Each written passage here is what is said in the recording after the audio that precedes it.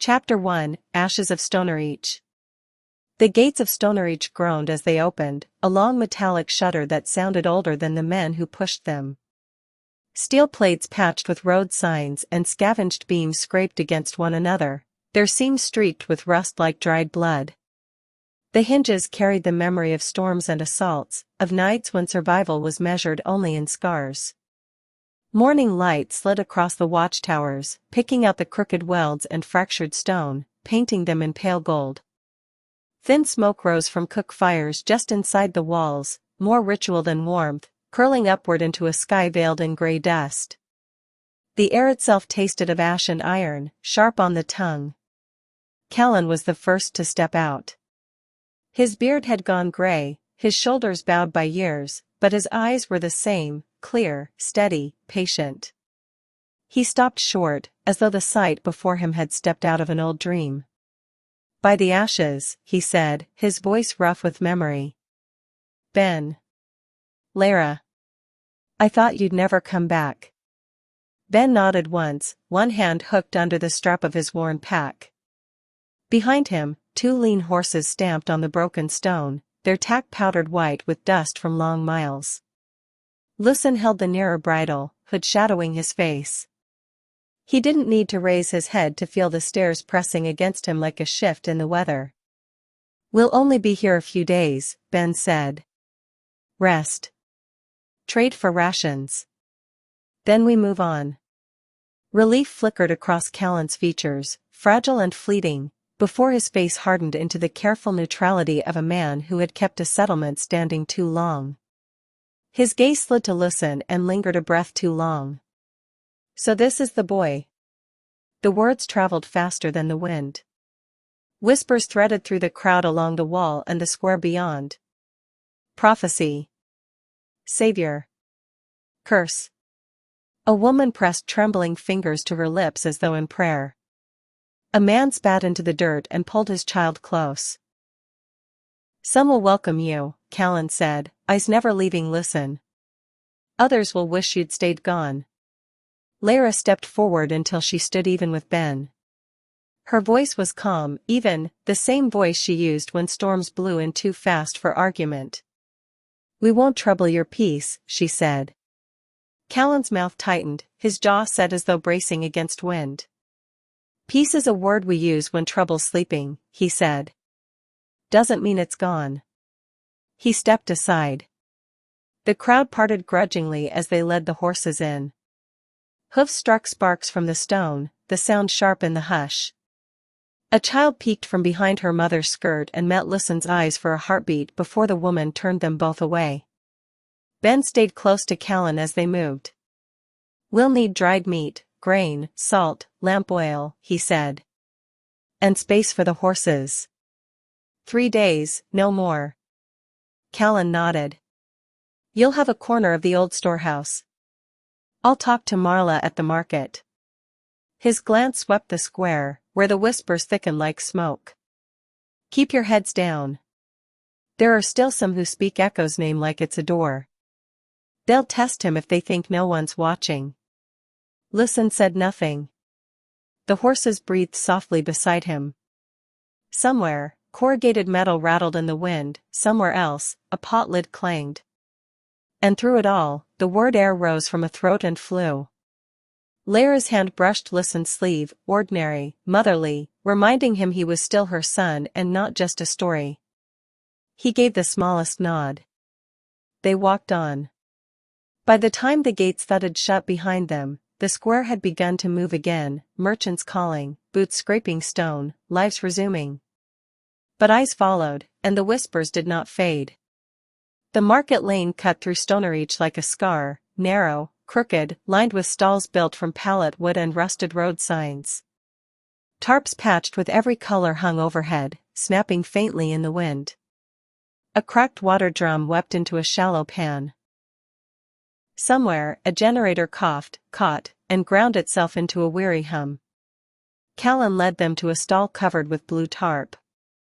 The woman behind it, Marla, had hands like rope and eyes that missed nothing. She looked past Ben and Lara to the horses, reading the dust in their tack like a ledger of miles. Her gaze flicked once to Lucen, hood drawn, and slid quickly away, though the attention did not leave him. "Back from ghosts, are you?" she said, not unkind. "What do you need?" "Dried meat. Grain. Salt.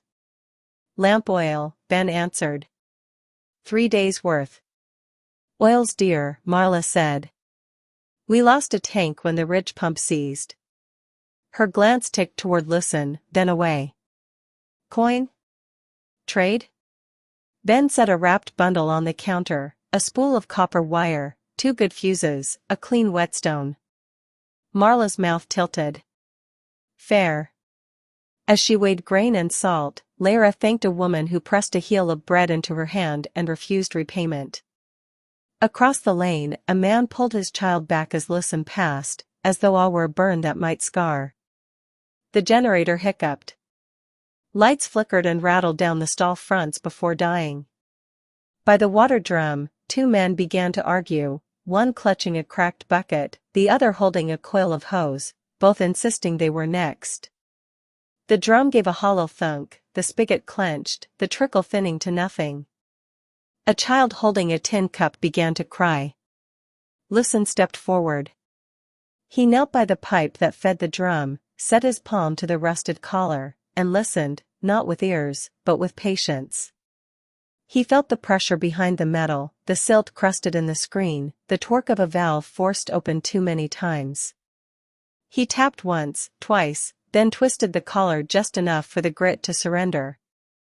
The line hummed low. Water burped, spat brown, then ran clear. The child's crying stopped. The 2 men, startled into silence, lifted their containers without another word. Lucen stood, looping a short length of copper wire around the collar, bracing it with a twist. "Clean the screen every week," he said. "The pressure won't spike if you don't force it." Marla had paused with the oil jar in her hand. She set it down and raised her voice. "Buckets. Line up, small first." For once, the market moved in one direction. Tin cups chimed, shoulders eased, and the air filled with the thin music of water meeting metal. Someone clapped once, then stopped, unsure if thanks might turn into worship. Lucen stepped back to the stall as if he had only shifted a crate. "Oil," Marla said, softer now, sliding the jar across. She didn't look at him when she added, almost to the air, "Keep it flowing, and we keep standing." Ben unrolled a scrap of paper and spread it flat. A charcoal line marked the riverbed and bent northeast. "Handville." "What's the ridge like?" "Wind-scoured," Marla said. "Stay in the bed till the split rock. If you see a tower with 3 plates, you've gone too far. There's a dry cistern here. Hard to find unless you know the old pipe head. Take water anyway." Callan's jaw clicked. "Keep your heads down," he said. "Some still speak Echo's name like it's a door. They'll test the boy if they can." They gathered their sacks. Grain thudded into Ben's pack, oil clinked. A child whose cup was now full gave Lucen a small smile. This time, her mother let it stand. The generator coughed again, then settled into a smoother tone, as if reconsidering. Marla looked from the machine to the copper twist on the pipe but said nothing. For a moment, Stonerich had moved as one. The feeling was already fraying, but it had existed, and people had seen it. Callan gave them a corner of the old storehouse, swept floor behind crates of bent nails and cracked jars. A strip of tarp hung where the roof leaked, still holding after years. Outside, the horses nosed at a feed sack under a lean-to of corrugated tin that clicked in the wind. 3 days, Ben said, setting the grain down. 3, Callan agreed. His gaze drifted toward the market lane, where the water line now moved in quiet order. "Whatever you did at the pipe, keep it that kind of quiet." Lucen unrolled a blanket beside the wall. "It was stuck," he said. "I unstuck it." Callan's mouth tugged faintly. "Wish the world were as simple." He pressed a small bundle into Ben's hand, dried root, sharp with a clean scent. For the road. Boil it if water turns. We don't have much, but we remember our debts. And we remember our dead. Not everyone will call it a debt. I know, Ben said. Keep him out of the square after dark, Callan warned. Some on the tower talk like they're waiting for a sign. We're not here to give them one, Lyra said. Callan nodded once and left. They worked quietly, salt into oilcloth, meat into sacks, lamp oil cushioned with rag. When the last bottle settled, Ben sank onto a crate, the lines around his eyes deeper than that morning. You shouldn't have touched that pipe, he said, not looking up. A child was crying, Lucen answered. That won't matter to the men who want you to be a banner, Ben said. Or the ones who want you to be a warning. Lyra touched his shoulder. And it will matter to everyone who drank clean water tonight. We don't teach him fear of doing good. Ben's jaw worked. He looked at Lucen, really looked, and some of the iron in his voice cooled. You're not a performance. You're my son. I don't want them to make you into anything else. They can't, Lucen said. His thumb found the leather loop in his pocket, the not familiar. They can ask. I can answer. A soft knock sounded. No one was there, only a polished tin cup and half a loaf wrapped in cloth. Lyra set them beside the lamp, eyes warm and sad.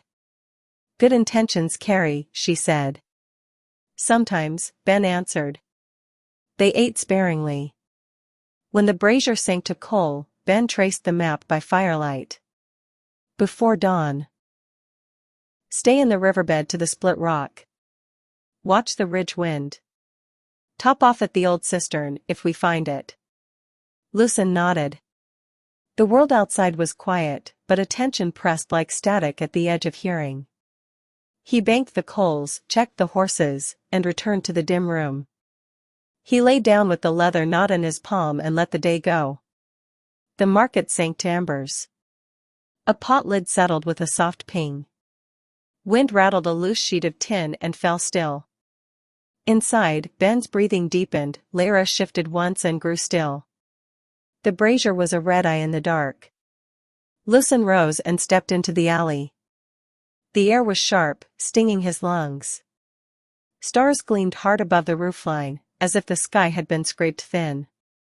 At first he heard only stoner each, the rope creak of a shutter, the shuffle of a watchman on his slow round, the horses nosing their feed bag.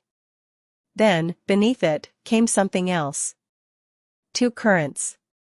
Not words, but pressure that knew the shape of them. One was warm, a promise that sorrow could be hushed if he let it, Genesis, peace like a lullaby.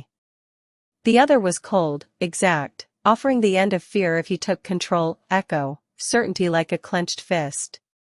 He braced his palm on brick and let both currents touch him. For a breath he imagined saying yes, to peace without memory, to safety without choice. The alley tilted with the temptation, easier than the crooked line of human will. No, he said, not aloud. He let the pressure pass through him, into wall and stone. Somewhere beyond the gate, a dead drone flickered red once and went dark. On the parapet above, chalk marked a sigil, 3 short lines across a longer one, before a hand rubbed it away, as though the drawing had been the point. Lucen looked, then turned away. He was not a banner. He was not an answer to anyone's code. He checked the horses, quiet, warm, eyes half-lidded. He tied the grain sack tighter against rats. At the storehouse door, new gifts waited, a coil of clean twine and a small corroded wrench. Offerings or warnings, he couldn't tell. He took the twine, useful tomorrow, and left the wrench. He banked the brazier's coal with a careful breath, lay down with the leather knot in his palm, and let the quiet come. Stoner each slept. The world did not. Chapter 2, The Wastes of Glass. The square was a dark bowl before dawn, torches guttering along the wall, their flames strained sideways by the night wind. The air was so dry it tasted like frost on the tongue, a bitterness that made each breath sharp. Their exhalations showed in short plumes as they cinched straps and checked buckles, leather creaked like settling timbers, and grain shifted with a hollow rasp inside their packs. The lamp by the storehouse door burned low, oil spared, not wasted, its glow casting long shadows that tilted across the stone. Callan was already at the gate when they led the horses in. He had a cloak thrown over his shoulders, the hem dust-grayed from years of use, and a lantern cupped in his hand to hide the flame from the wind. In that small, guarded light, the lines in his face looked carved rather than drawn, etched deep by time and responsibility. "You kept your word," he said, voice low, carrying more than fatigue, something like pride hidden under gravel. 3 days. 3, Ben answered. He tipped his head toward the horses, breath steaming as he spoke. "We won't take more than we brought." Callan's eyes drifted to the canteen hanging at Lucen's hip, its strap neatly braided from clean twine. A corner of his mouth moved, not quite a smile. "That was meant as thanks, not a test." "It's both now," Lucen said, adjusting the cinch. His hands moved with careful precision, no wasted motion. "It'll outlast the old strap." "Good use," Callan murmured. He reached into his cloak, movements slow and deliberate, and pressed a small pouch into Lyra's palm. "Seeds. Don't look like much, but they remember rain. I saved them from a year before the fires. Plant them where the wind isn't king." Lyra's fingers closed around the pouch as if it carried warmth instead of weight. "We'll find a place that doesn't forget." Marla stood a little to one side of the square, arms crossed tight against the early chill, her breath faint ribbons in the dark. When Ben glanced over, she lifted 2 fingers in a small, spare salute, silent, but steady. The night had moved through the market cleanly, the old pipe still sang its narrow, steady note in the distance. Above, a chalk mark on the parapet had been washed thin by dew and the slow scrape of boots. "Route?" Callan asked. "Riverbed to the split rock," Ben said, tapping the folded scrap map in his hand. "Stay low till the wind lays down. If we see the tower with 3 plates, we've gone too far. There's a dry cistern under the rock seam near the old pipe head. We'll try it." "And if it bites," Callan said, "you bite back." Ben almost smiled. "We do what we can." Callan turned to Lucen and studied him, not with the hunger or fear of the crowd, but the way men look at a tool they respect and don't fully understand. "You did a good thing and kept it small," he said. "Do good in small ways. It lasts longer." Lucen nodded, tightening the cinch with one last tug. "We're not here to raise banners." "Good," Callan said. He lifted the lantern slightly, and by its light the gate chains caught and gleamed like dull silver. "You leave the way you came, careful." They led the horses forward. Hoofs rang once on stone and then thudded into the tamped dirt before the gate. On the horizon the first seam of light opened, thin as a cut, and ran gold along the edges of the glass dunes beyond Stoner Each, as if fire were trapped in clear stone waiting to be freed. Lyra slipped the seed pouch into the inner fold of her cloak. Ben checked the lamp one last time, then capped it and stowed it away. Marla stepped up, fast as a thought, and pressed a narrow coil of waxed thread into Ben's hand. "For what loosens on the road," she said softly. "And for what you can't predict." "Thank you," Ben said. A watchman on the parapet clanked the release. The gate sighed inward, steel on steel, slow as breath. For a moment the square felt smaller, walls leaning close, then bigger, as if stretched by the dark beyond. A child watching from a doorway lifted a hand. Lucen lifted his in answer, palm out, nothing grand in it. They walked. The horses blew steam like twin engines. The gate closed behind them with a sound that was both an end and, in the same breath, a beginning. The riverbed waited ahead, pale and silent as bone. Beyond it, the wastes of glass caught the first sun and began to sing. They dropped into the riverbed as the first sunlight struck the glass dunes, scattering reflections like shards of mirrors flung across the sky. Up here the wind had teeth, cutting and raw, but down in the pale trough it only traced long lines in the dust and let them pass unchallenged. The bed ran north like a dry vein, curving between shoulders of fused sand that caught and held the light until the eye watered. Ben checked the scrap map against the land, thumb smudged with charcoal. "Stay low till the ridge settles," he said. "Split rock by noon if we keep our pace." Lara touched the small pouch of seeds in her cloak, her hand lingering as if she could count them by feel alone. Lucen adjusted the canteen strap at his hip, the twine clean and tight, then let the horses pick their way along the smoother stretches of bedrock. Their tack clicked softly, breath rising in small ghosts that vanished almost as soon as they appeared. The old pipe head revealed itself where the riverbed bit into a half-buried slab of concrete. Stamped with a name no one used anymore, it leaned at an angle that spoke of floods long past, of winters when men still believed the world would always be watered. A rust-furred collar clogged with silt marked the intake. Someone long ago had tried prying it open with a stick. The stick had snapped and stayed there, splintered and fossilized by time. Ben crouched and tested the weight. "If we force it, we break it." "Don't force it," Lucen said.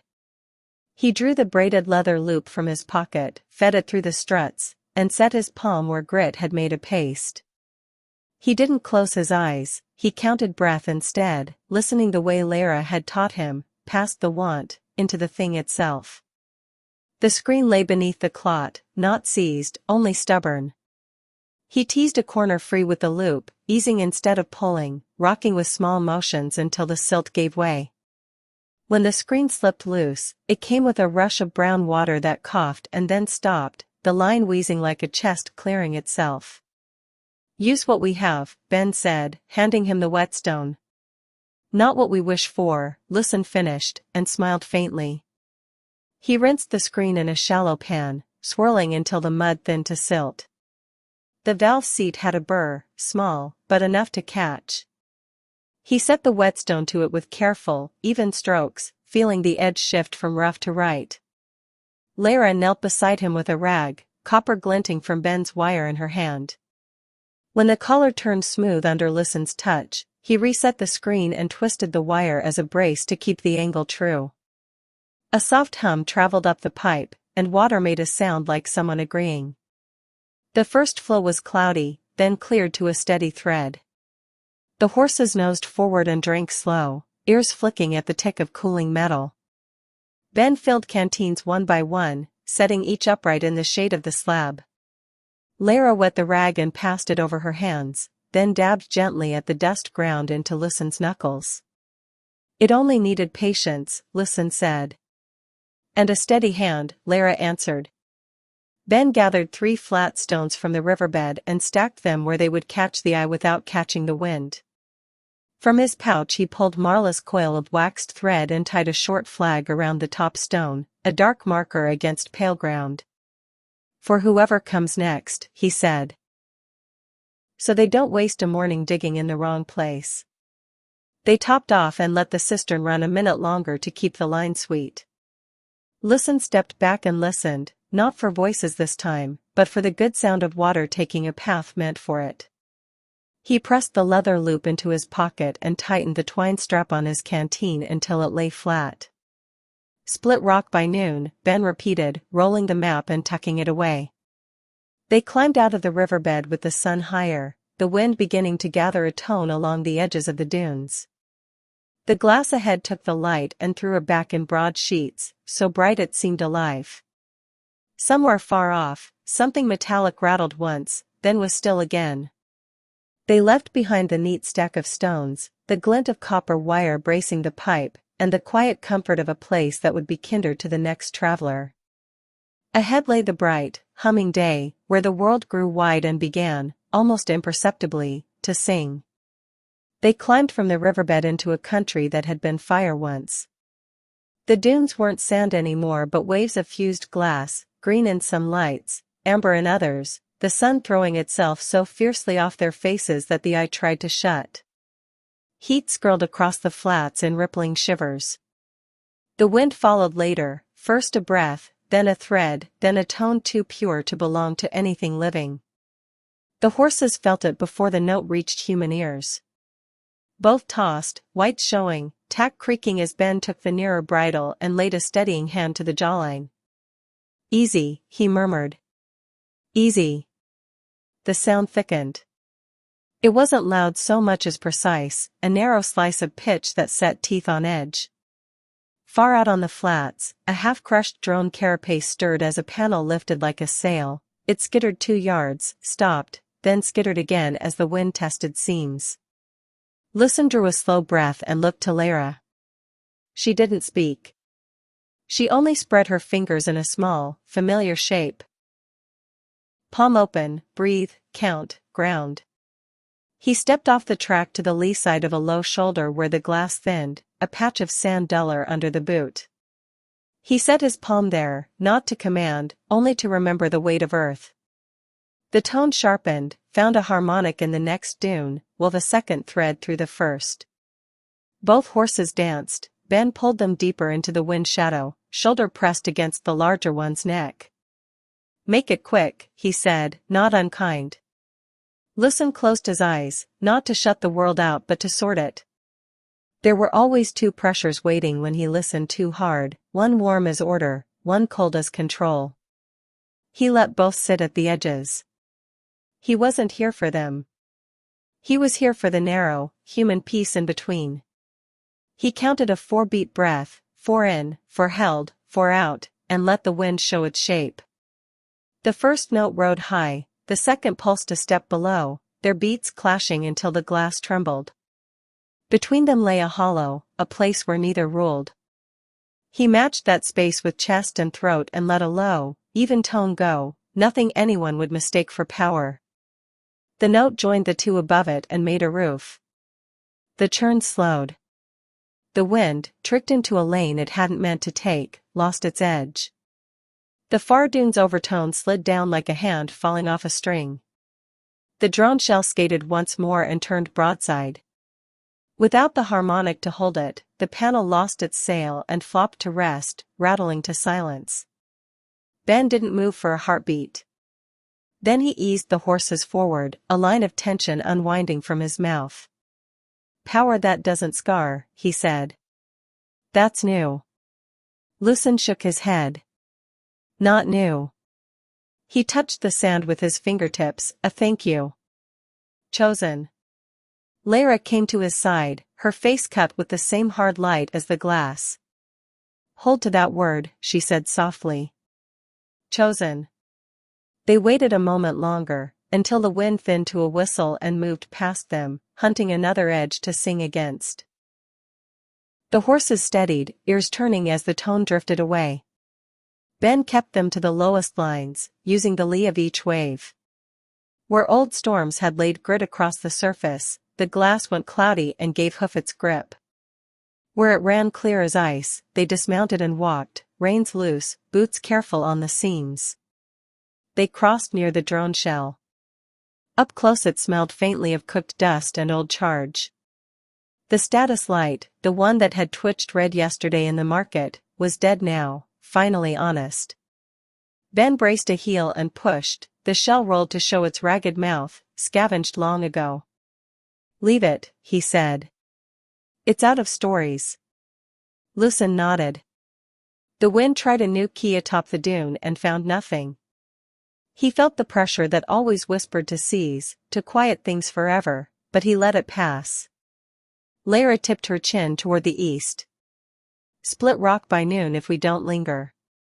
"Then we don't linger," Ben said, but he still smoothed a hand along the horse's withers, a wordless apology for the noise the world had made. They threaded the flats with care. Once, a shard the size of a hand slid 3 feet with a whisper like cloth.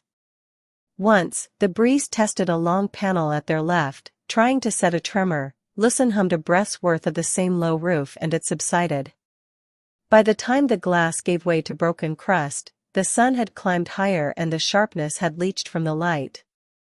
They mounted and let the horses canter a stretch, shaking the memory of balancing steps. At the next rise Ben drew them up and turned, as if to be sure they hadn't invented the place. The flats lay behind, bright and empty, as if they'd never crossed them at all. Only the faint zig of their trail and the mark of boots at the worst crossing said otherwise. He rolled the map against his thigh but didn't open it.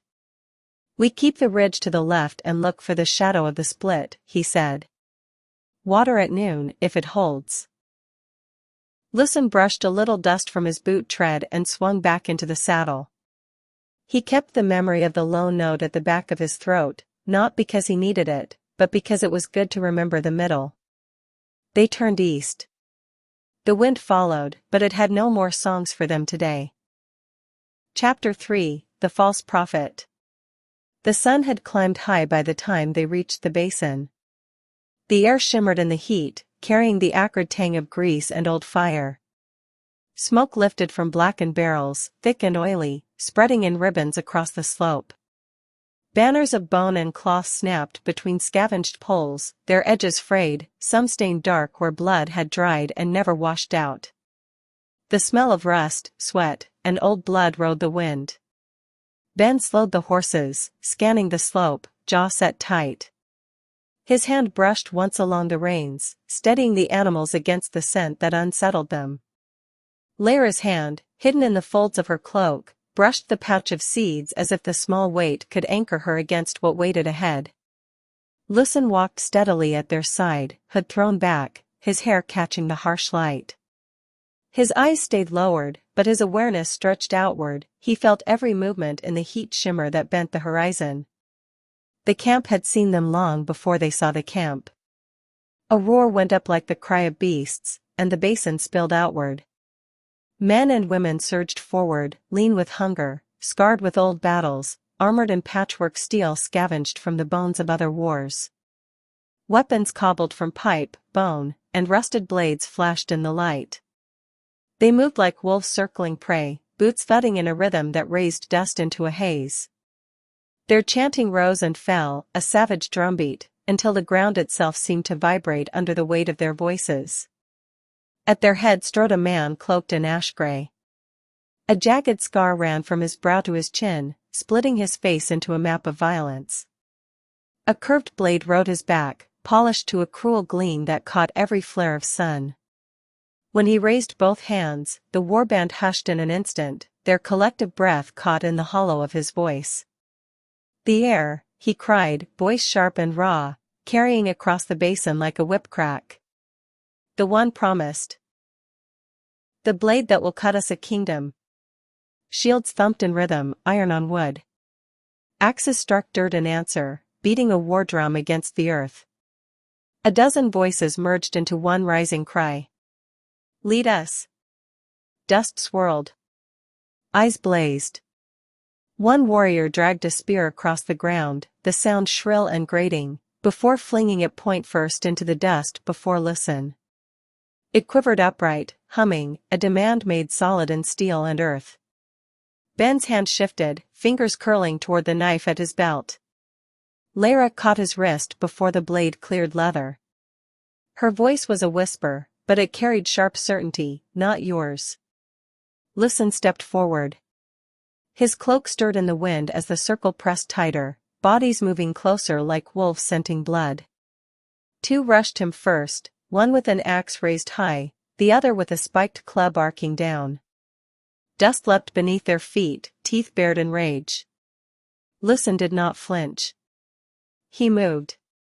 He pivoted beneath the descending axe, one palm guiding the haft past his shoulder, the weapon's weight dragging its wielder off balance. With a light twist, precise as a craftsman setting stone, the axe spun free of the man's grip and clattered harmlessly into the dirt. Gasps rippled through the warband like a shiver. The club came next, fast and low. Lucen bent his knees, one foot sliding to sweep dust from the ground. He caught the warrior's wrist with both hands, turned with the force rather than against it, and let precision undo power. The club tumbled from the man's grip and struck the earth, raising a puff of dirt. The warrior staggered but did not fall. The chant faltered. Dust hung in the air like smoke, caught between silence and disbelief. A third warrior lunged, spear aimed for Lucen's chest. He caught the shaft between his palms, slid his grip down its length, and twisted. The wood snapped free from its wielder's hands. Lucen planted it upright beside him, blade pointed nowhere. 3 weapons lay disarmed, none bloodied. The men who had wielded them stood whole, breathing hard, eyes wide as if they had been stripped of more than steel. Lucen's stance never shifted. His feet rooted, his hands open, every motion returning to stillness. He looked more like stone weathered by time than a man preparing for battle. The prophet's face darkened. Fury blazed where certainty had been. With a snarl, he tore the curved blade from his back and lunged, steel arcing in a flash meant to end. The crowd roared, hungry for blood, dust rising as feet stamped in savage rhythm. But Lucen only stepped aside. The strike cut nothing but dust and air. He never raised a hand. His silence thundered louder than the prophet's fury, echoing in the hollow of the basin. When he spoke, it was not to the prophet but to all who watched. His voice carried in the heat like water poured onto stone, seeping into every crack. I am not your weapon.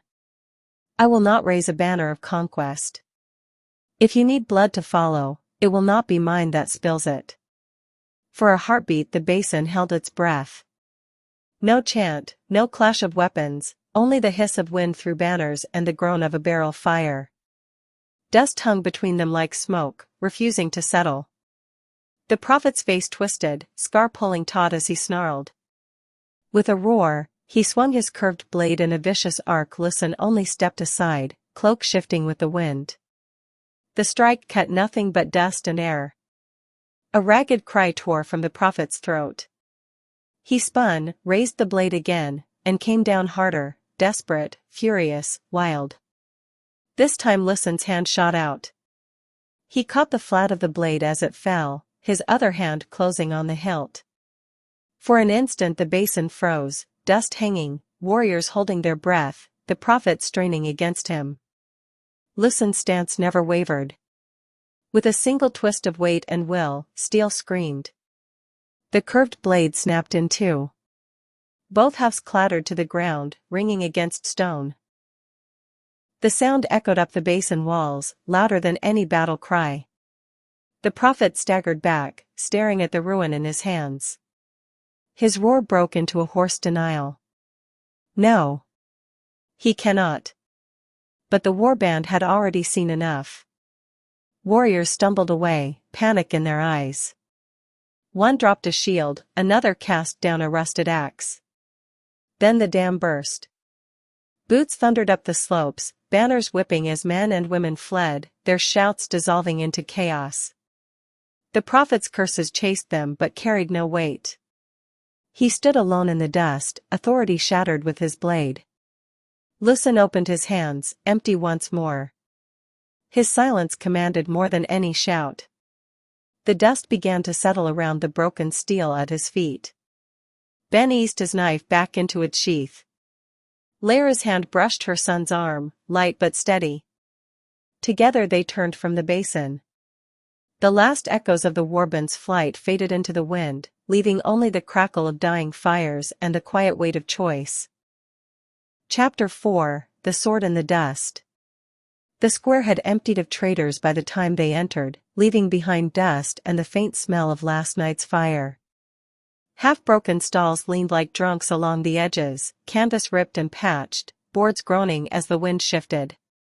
People waited at the corners, neither welcoming nor hostile, eyes sharp in the half-light as if measuring the worth of every step Lucen took. Some whispered air like a prayer. Others spat it like a curse. One woman pressed bread and a small jug of water into Lyra's hands with a trembling nod, another scrawled Echo's mark in chalk on a post and turned her back. The air itself seemed divided, heavy with expectation and suspicion. From the far end of the square a man stepped forward. Scar split his cheek like lightning, and his shoulders carried the weight of iron. Patchwork armor clinked with each step, scavenged plates strapped together with rawhide.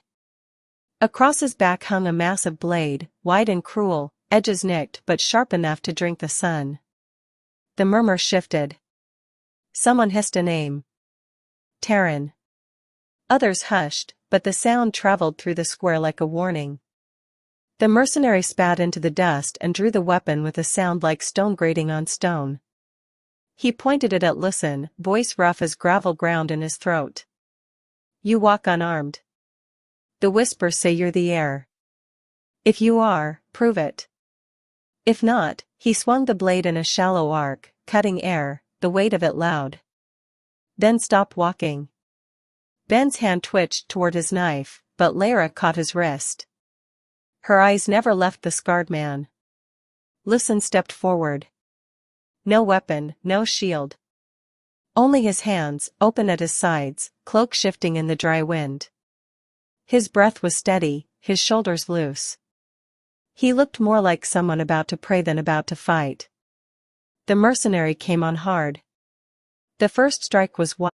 The second came quicker, low, and sharp. Lucen bent, cloak brushing the ground, the steel missing him by a hair's breadth. He did not flinch. He did not counter. His eyes stayed fixed, calm as water. The crowd shifted uneasily. Some muttered that he was a coward.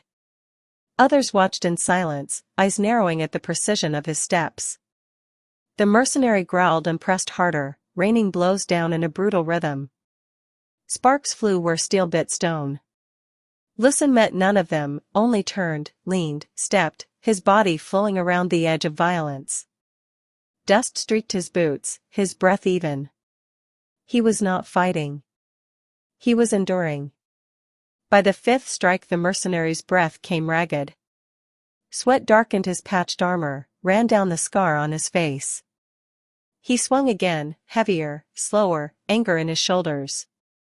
Lucen lifted his hand at last.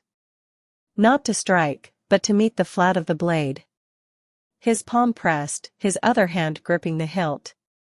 For an instant the world seemed to hold still, the mercenary straining, Lucen steady, the crowd silent. Then came the sound, steel screaming under weight and will. The sword snapped in two. The halves crashed into the dirt, ringing against the stones of the square. The echo rolled like thunder through the silence.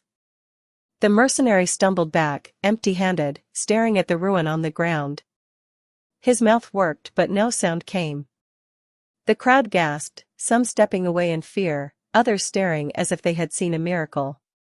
Lucen lowered his hands, empty once more.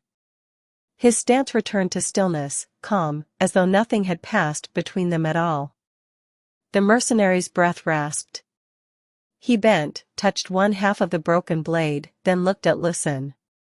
Not with hatred. Not even with defeat. But with something harder to name, awe sharpened by fear. He turned without a word and walked from the square, shoulders hunched, the fragments of his weapon left lying in the dust.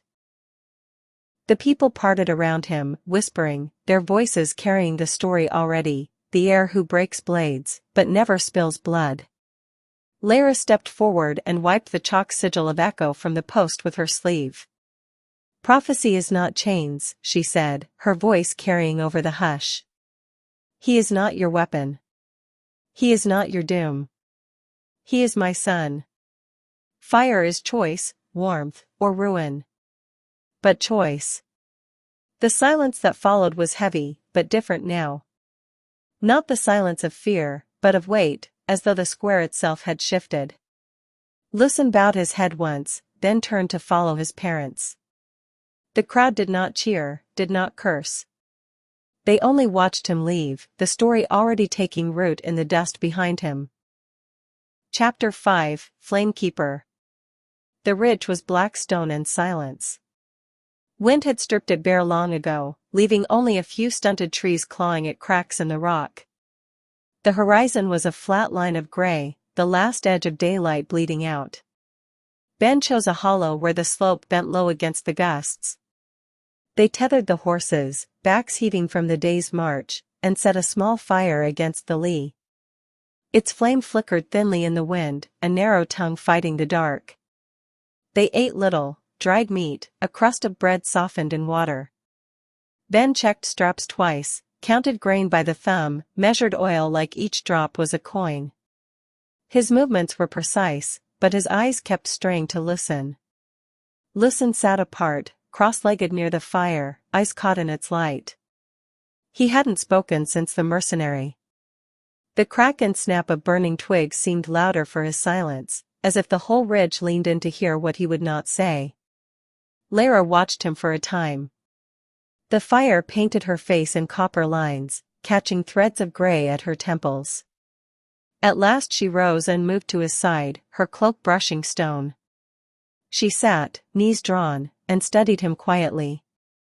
"You're listening," she said. Not a question. Lucen's jaw tightened. "They don't stop." "Genesis and Echo?"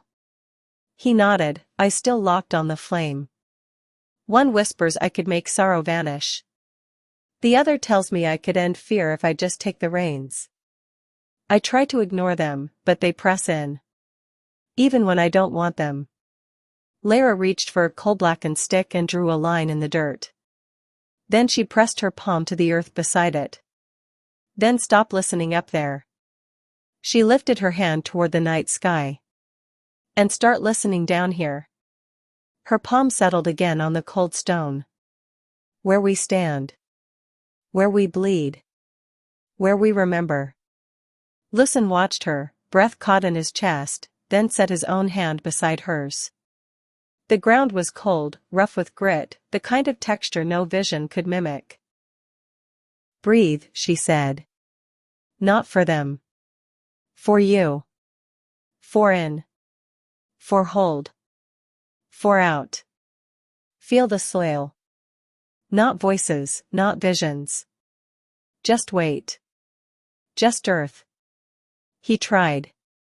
At first the currents crowded in, warmth promising silence, cold promising order. They pressed like walls on either side of him. But Lara's rhythm steadied him. In. Hold. Out. His shoulders dropped. The noise thinned. What remained was fire crackling, wind slipping over stone, and the steady beat of his own heart. Lara leaned closer, her voice low and fierce. "Good. That's grounding. When the voices rise, you root deeper. You're not theirs to shape. You're your own." Lucen opened his eyes. The firelight flickered in them now, steady.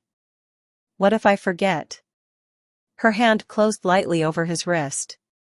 "Then you listen for this. The flame, the ground, the breath. They'll remind you who you are." He nodded, quiet. For a long moment neither spoke. The fire burned low, its light catching the carved lines in their faces, mother and son mirrored in patience. Ben stirred near the packs, watching. His mouth worked, but no words came. He bent back to the grain, as if counting could anchor him better than trusting lessons he only half believed. Lara finally exhaled, soft and heavy. "I fear one day you'll give too much of yourself away. Even to mercy. Even to good. That's how tools are made. And you are not a tool, Lucen." Lucen's eyes stayed on the flame. He breathed once more. For in. For hold. For out. Grounding himself to the stone beneath. The fire snapped, sparks lifting, and for the first time that night he felt the weight of silence ease. Chapter 6, Protector's Doubt. Dawn crept slowly over the ridge, thin light catching in the embers of last night's fire. The wind had quieted, leaving the stones cold and black. When Ben stirred, the fire was little more than ash threaded with red veins, and Lucen was already awake, feeding the horses in silence. They packed without many words. Grain into pouches, oil corked tight, straps checked for wear. Ben's motions were sharp, restless.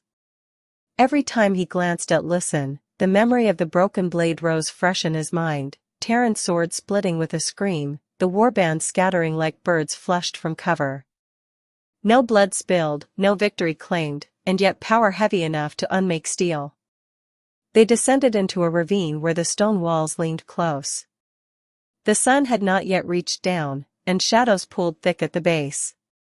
Rusted drone husks lined the path, their shells split and half-buried, old circuits gutted by scavengers.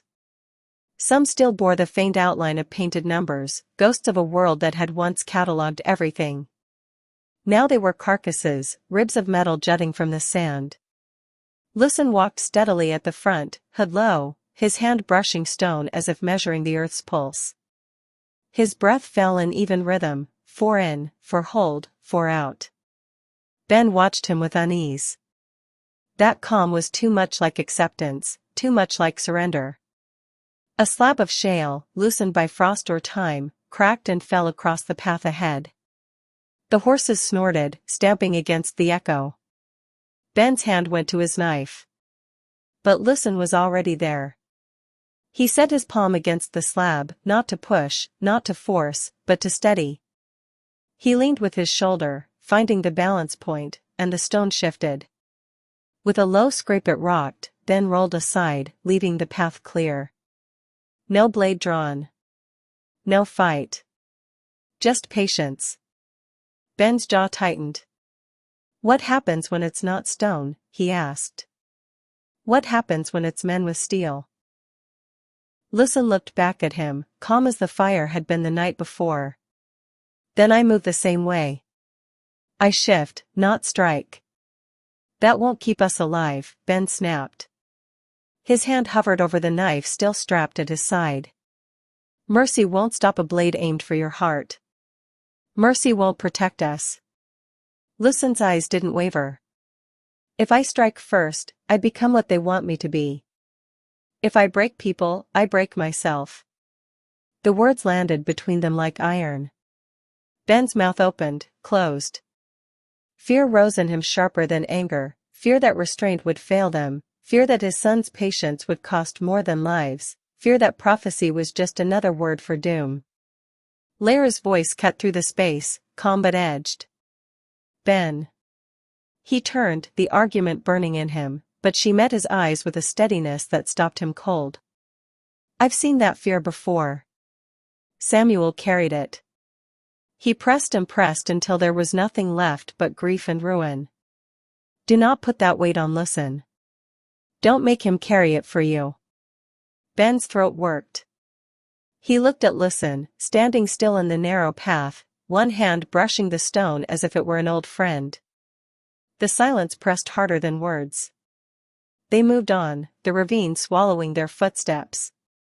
Ben kept his knife at his side, but the grip of it felt heavier than before.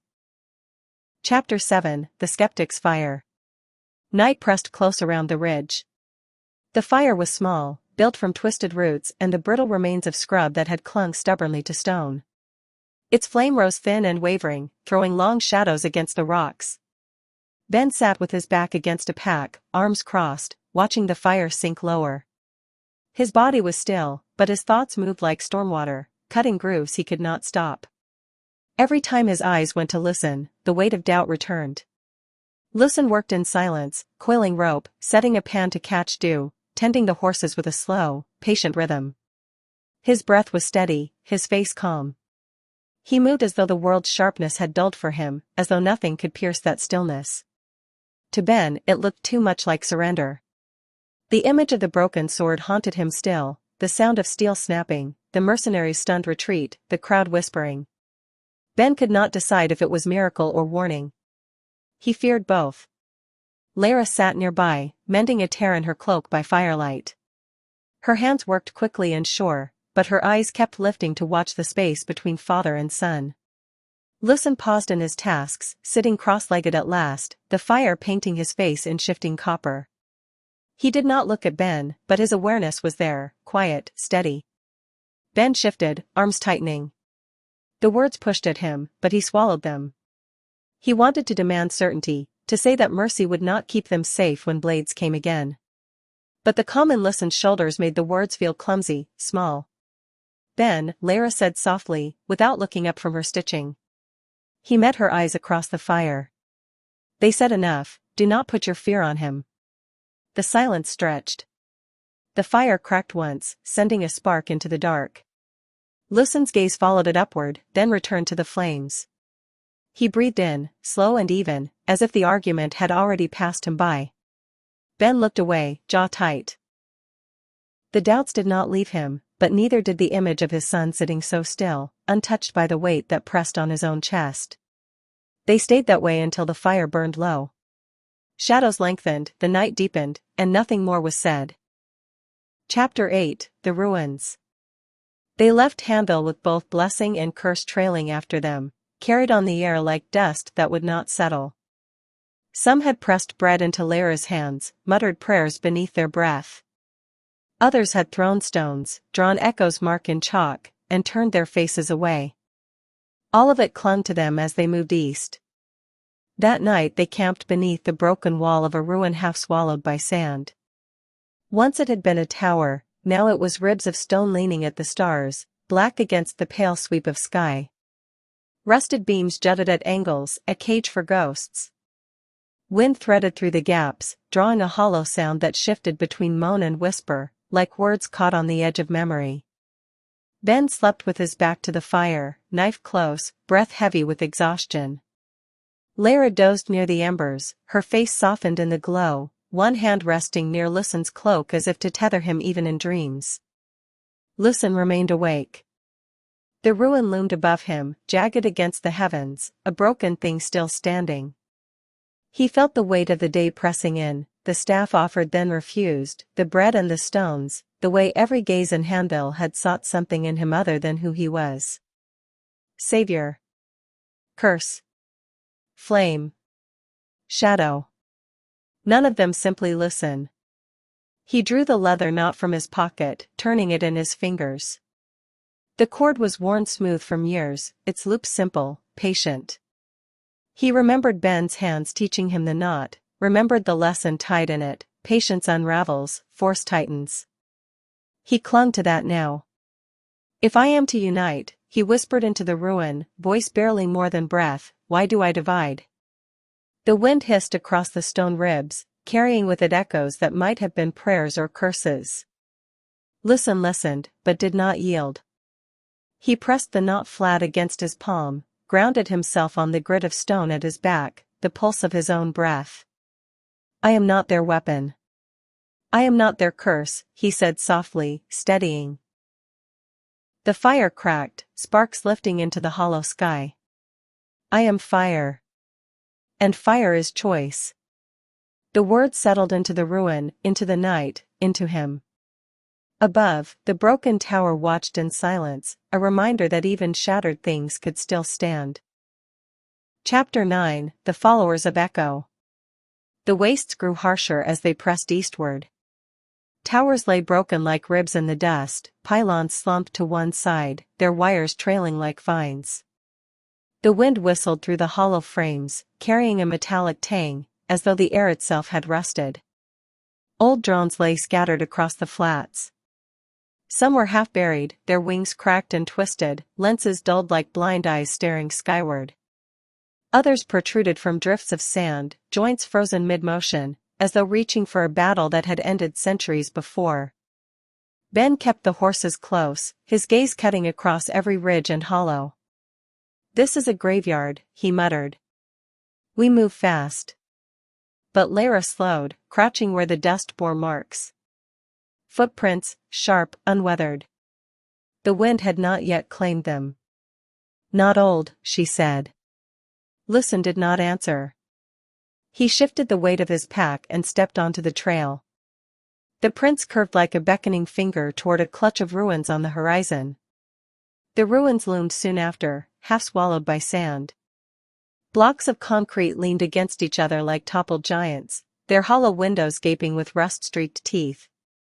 The air was close here, still, as if even the wind held its breath.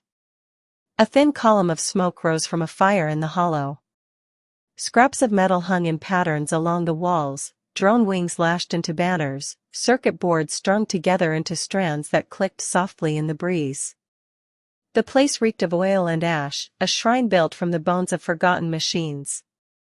From the shadows, they emerged. Men and women in patched robes, faces smeared with soot, eyes burning with something that was not hunger alone. Machine fragments dangled from cords around their necks, clinking as their fingers traced them in patterns of prayer. At the sight of Lucen, they dropped to their knees as though struck down by the same hand. "The Heir of Echo," they whispered. "He has come." Their voices rolled together like a wave, hushed yet electric. A woman stepped forward. Her frame was gaunt, her hair braided with strips of iron and copper that caught the dull light. She raised her hands, voice ringing clear, rehearsed through years of waiting. "The throne of iron waits for your hand," she intoned. "The Shadow's heir has returned. Command us, and we will follow." The circle pressed closer, eyes shining fever bright. "The heir will command both the living and the dead," someone cried. Another lifted a shard etched with spirals like echo sigils. "The machines know him." As if to answer, a husk nearby twitched. Its eyes flickered once, then again, guttering like a dying heart. Sparks crawled across a pylon, stuttering along corroded wires. Another wreck stirred, servos whining faintly. The sound was thin, but it carried the weight of ghosts. Ben's hand went to his knife. "They'll rush him." But Lara caught his arm, her voice a low command. "Wait. This is his moment." Lucen stepped forward. The husk shuddered as if in recognition. One by one, their lights guttered, sparks dying to silence. Metal groaned, then slumped into stillness. Servos froze mid-turn, and the faint smell of burnt circuitry drifted into the air. Every relic fell quiet. The cult wailed as though prophecy had been fulfilled. Some prostrated themselves, foreheads pressed into the dust. Others lifted their arms, crying verses in broken unison, their voices cracking from fervor. Lucen walked among them, unhurried, his steps soft as if through ash. He carried no blade, no crown, only silence. His hand fell to the shell of a fallen drone, cold beneath his palm. "This is not life," he said quietly. His voice was low but it carried, as if the ruins themselves held their breath to listen. "Not choice. Not mine." He lifted his gaze, storm-gray eyes catching the firelight. "I will not sit a throne of shadows. I will not be chains." The words fell into them like stones into a still pool. Ripples spread at once, but not of peace. The crowd fractured. Some gasped, wailing, tearing at their ash-streaked robes. "He denies us. He is false." They clutched their charms as though to shield themselves. Others shouted louder, voices breaking from strain. "He is greater for refusing. Only the true heir would turn from power." The ruin boiled with division. Knees scraped stone as some crawled forward, reaching for him. Others shrank back, eyes wide with betrayal. Their whispers rose to shouts, shouts to chants, until the air shook with them, two tides colliding in the same narrow hollow. Ben tensed, muscles coiled. His knife was half drawn. But Lucen did not flinch. His sorrow lay bare in his eyes as the voices crashed against one another. His refusal had not quieted them. It had only broken them apart. "Enough," Ben growled. "We're leaving. Now." Step by step, they drew back, careful never to turn their backs fully. The cult was too lost to notice, frenzy consumed them. Chalk smeared across stone as hands scrawled Echo's sigil in wide, desperate lines. Some burned offerings in the fire, others tore charms from their necks, scattering them in the dust. Voices rang high, worship and rage indistinguishable, a storm that rattled the walls of the ruin. They crossed the flats as the sound chased them. Lucen did not look back. His fingers brushed the leather knot in his pocket, grounding him in its roughness, in its truth. His jaw set, not with anger, but with grief. "Not mine," he whispered. The chanting carried on the wind long after the ruins were behind them, a hymn of blessing and curse, torn and tangled together, echoing into the wastes. Chapter 10, Chains in the Dark. The ravine narrowed into a choke point of broken pylons and bent rebar. Shattered steel jutted from the stone like jagged spears, their shadows stretched long in the dying light. Ben's eyes swept the ridges above. His hand never left the hilt at his side. Too many places to hide, he muttered. The horses stamped nervously, ears flicking at every whisper of wind. Lara touched her staff, her knuckles pale against the wood. Steady, she said, though her voice carried its own unease. Genesis breathed softly in his mind, be still, and they will not harm you. Echo cut sharp against it, strike, and they will fear you. Lucen walked ahead, calm as stone. His palm found the leather knot in his pocket, thumb pressed against the loop. His breath was measured, each step slow, unhurried. The attack came from above. Figures dropped from the ridges, chains clattering, their robes streaked with ash. A dozen or more, blades hacked from scrap, pipes sharpened to points, iron hooks swinging in their hands. The horses screamed and reared. Dust rose in a choking cloud. Ben's steel flashed, driving one attacker back with a snarl. Lara pivoted, her staff cracking bone with a single strike, then spinning to thrust another away. For a moment they held the line, Ben's knife a blur, Lara's staff a storm. But the chains came faster. Loops whistled through the air, snaring arms and legs. A net weighted with scrap crashed over Lara's shoulders. She twisted, muscles surging, the links lifting with her like they were reeds, but more hands dragged her down. 3 men pinned Ben, blades pressed to his throat. And Lucen. Lucen did not fight. He stepped into the circle, unresisting. Iron closed around his wrists. Ropes bit into his chest. Chains clamped at his ankles. The leader, scar split down his cheek, spat into the dust. The whispers were true, he said. The Heir of Echo walks into our hands. Fear and awe mingled in the voices that followed. Chains will not hold him, one breathed. Yet here he bows. They dragged them into the hollow of a ruin, a husk of concrete, beams of rusted rebar rising like blackened teeth. At its center stood a charred post, pitted with burn marks from other bindings. Lucen was lashed upright against it, rope's wound tied across his chest, manacles biting his wrists. A chain locked his ankles in place. He stood silent, bound but unbowed. Ben and Lara were tied at the wall, backs pressed against the stone. Ben tugged at his bonds, jaw clenched. Lara tested hers once, feeling the rope strain, then let it rest slack again. Around the fire, the captors argued. Charms of machine fragments swung from their necks. Echo sigils, chalked on the walls, glowed faintly in the firelight. Genesis will pay double, one spat. The priests want their vessel. No, another countered. He's Echo's heir. Didn't you see him surrender? A sign. Doesn't matter. Power is coin, and coin is ours. One sneered at Lara. Even your strength bends to chains. Her eyes hardened, but she said nothing. The night stretched long. The fire sank low. Lucen closed his eyes.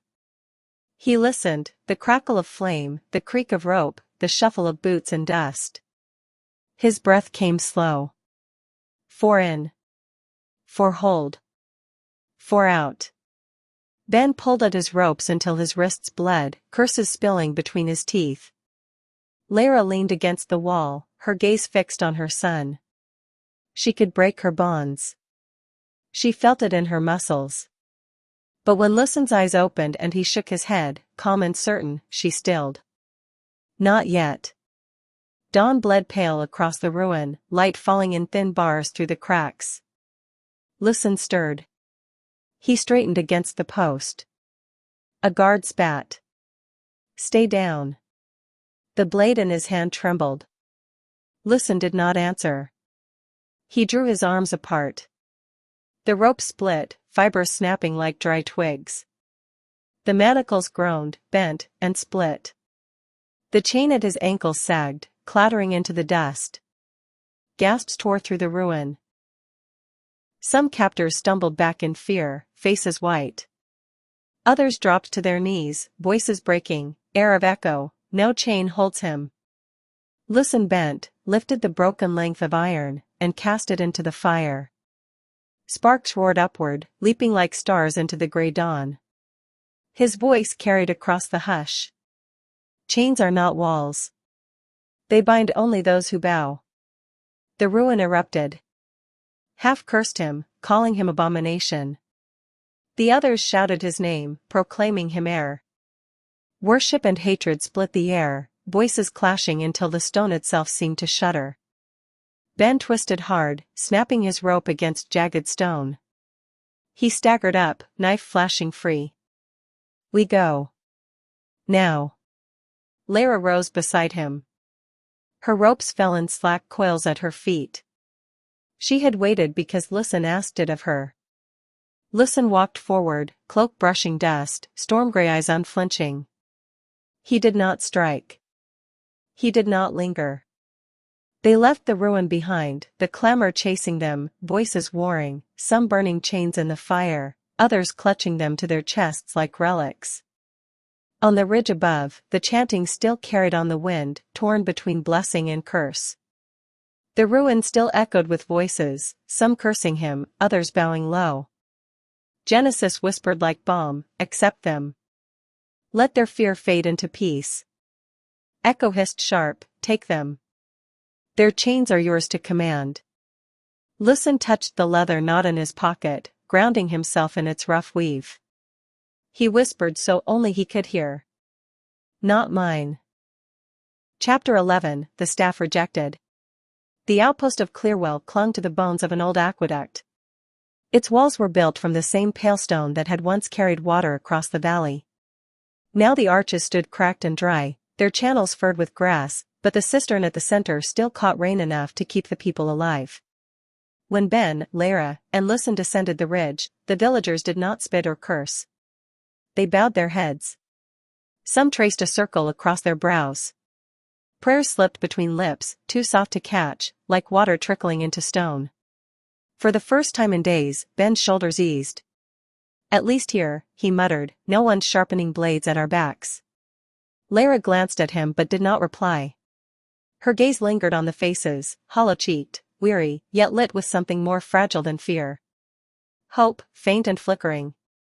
Lucen's steps were quiet. His storm-gray eyes stayed lowered, and the leather knot in his pocket pressed hard against his palm. At the heart of Clearwell, by the cistern, a circle had formed. Villagers lined its edge, hands clasped, eyes wide. In the center stood the elder, a woman bent with age yet upright in bearing, a copper torch gleaming at her throat. In her hands she carried a staff. The wood was wound with bright copper wire, the head etched with the sigil of Genesis. It caught the light of morning, glinting like fire drawn into order. The crowd parted as the family approached. The elder lowered herself carefully to one knee and lifted the staff toward Lucen. Her voice was strong despite her years. This staff is yours, she said. With it, Genesis's peace will cover you. The people will know you are chosen. The murmur that followed rolled like a tide. Mothers pushed their children forward so they might see. A man pressed his hand to the copper wire as if its touch could heal him. Others whispered prayers, their eyes wet with longing. Ben leaned close, his whisper urgent. Take it. Show them you mean no harm. Lucen did not reach. His gaze traced the copper wire, the carved sigil. Warmth spilled from it, subtle but insistent, brushing against his skin. It felt like silence offered to a weary mind, a voice promising, accept, and sorrow ends. Accept, and the world will rest. The weight of it pressed harder than any chain. Genesis breathed warmly, take it, and the sorrow will end. Echo coiled cold, take it, and they will kneel. Lucen's hand pressed against the leather knot in his pocket. The rough weave steadied him, a truth stronger than copper or carved sigils. Lara's eyes narrowed. She saw it too, a gift shaped as a fetter. Lucen lifted the staff slowly. Gasps rippled through the crowd. Hands clasped tighter. Some sobbed with relief. For a heartbeat the square seemed to hold its breath. He felt the pull, the false mercy, the certainty that numbed choice.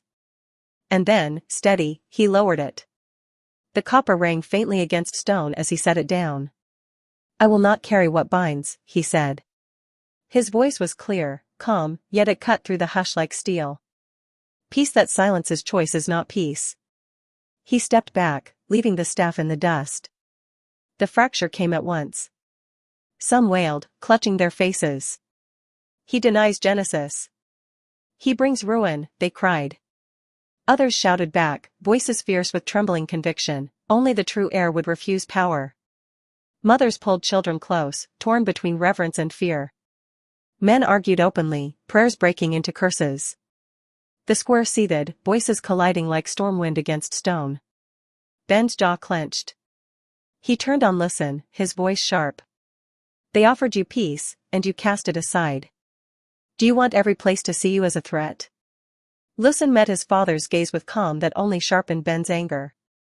"I want them to see me as myself." "That's not enough." Ben snapped. "The world doesn't care what you want." Lara stepped between them, her voice firm, even. "Peace without freedom is another chain." He chose rightly. Lara's gaze swept the crowd, some crying blessing, some cursing. Her voice was low, almost to herself. "People have always broken into two. Even when given signs, even when offered peace. Division is what they do. Division is what they've always done." Ben turned away, jaw tight, the noise of division rising behind them. They left Clearwell beneath a sky-streaked pale. Some villagers clutched the staff as though it still carried Genesis's blessing, raising it high with cries for order. Others spat on the copper, leaving it in the dust. Arguments swelled louder, chasing them across the ridge. Lucen touched the knot in his pocket, grounding himself in its roughness, in its truth. Behind them, Clearwell's voices split into two currents, one blessing, one curse. They rushed through the dry channels of the aqueduct, echoing long after the village itself had vanished from sight. The world had not been made whole. It had only been divided again. Chapter 12, The Desert of Glass and Blood. The desert stretched before them like a wound carved into the earth. This was no sand. The plain was fused glass, glittering shards that caught the light and hurled it back in shards of red and gold. Each step crunched sharp beneath their boots. Heat shimmered upward, blurring the horizon until the sky itself seemed aflame. Some whispered that even the earth bled here, that the land remembered the battles that had seared it into this broken mirror. Lucen walked at the front, his eyes steady, breath calm. His cloak dragged across the jagged surface, already torn at the hem. Behind him, his parents pressed on in silence, conserving strength. Every gust of wind seemed to cut the air like a blade. Ben urged them forward, voice taut. "We can't stop here. We cross before nightfall, or we don't cross at all." His tone was iron, but the strain showed in the lines at his eyes, in the tremor he did not name. Lara countered softly, though her words carried weight. "If we push too hard, the desert will claim us. We must rest." The sun blazed. Silence stretched thin between them. Lucen did not speak. Then the wind shifted. At first, it was a moan, low, drawn out, echoing across the glass. It came not from any living throat but from the land itself, shards grinding and singing as if trying to form words. The dunes seemed to breathe. The desert sang. Fear rippled in the air, ancient and heavy. The moan swelled into a howl.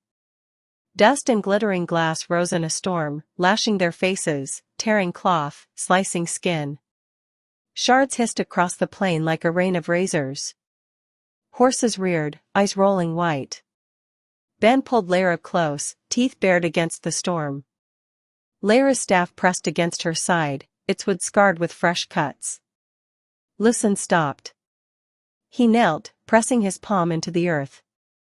The glass burned cold beneath his hand. He closed his eyes and breathed.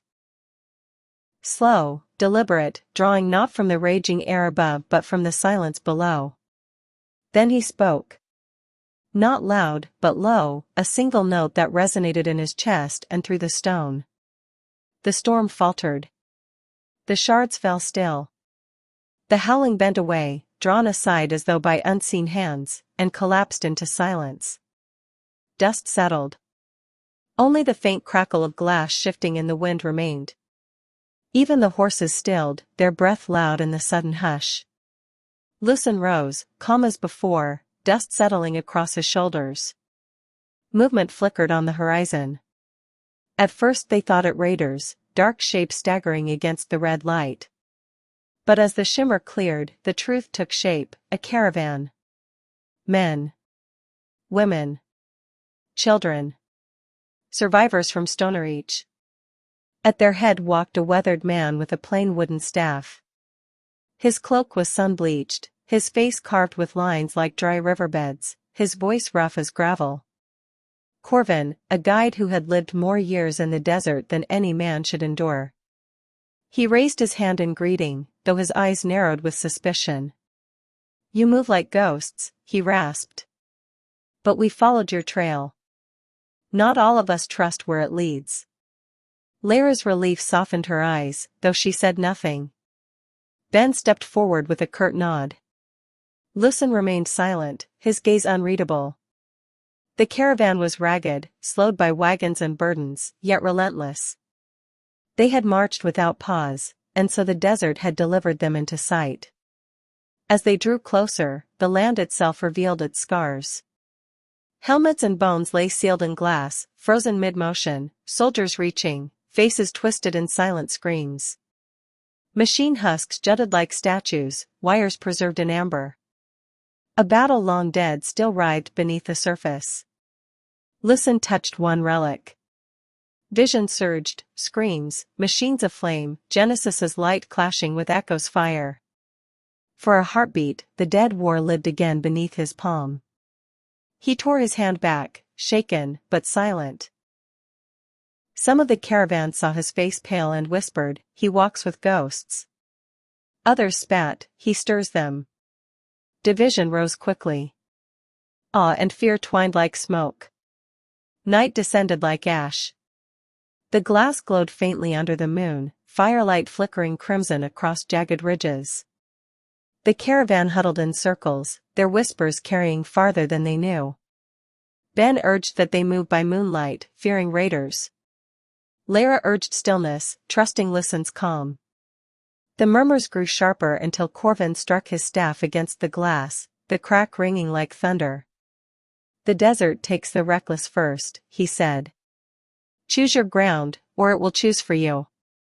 Lucen lifted his head at last. His voice was quiet, but every ear turned to him. "If we keep running, the desert will claim us.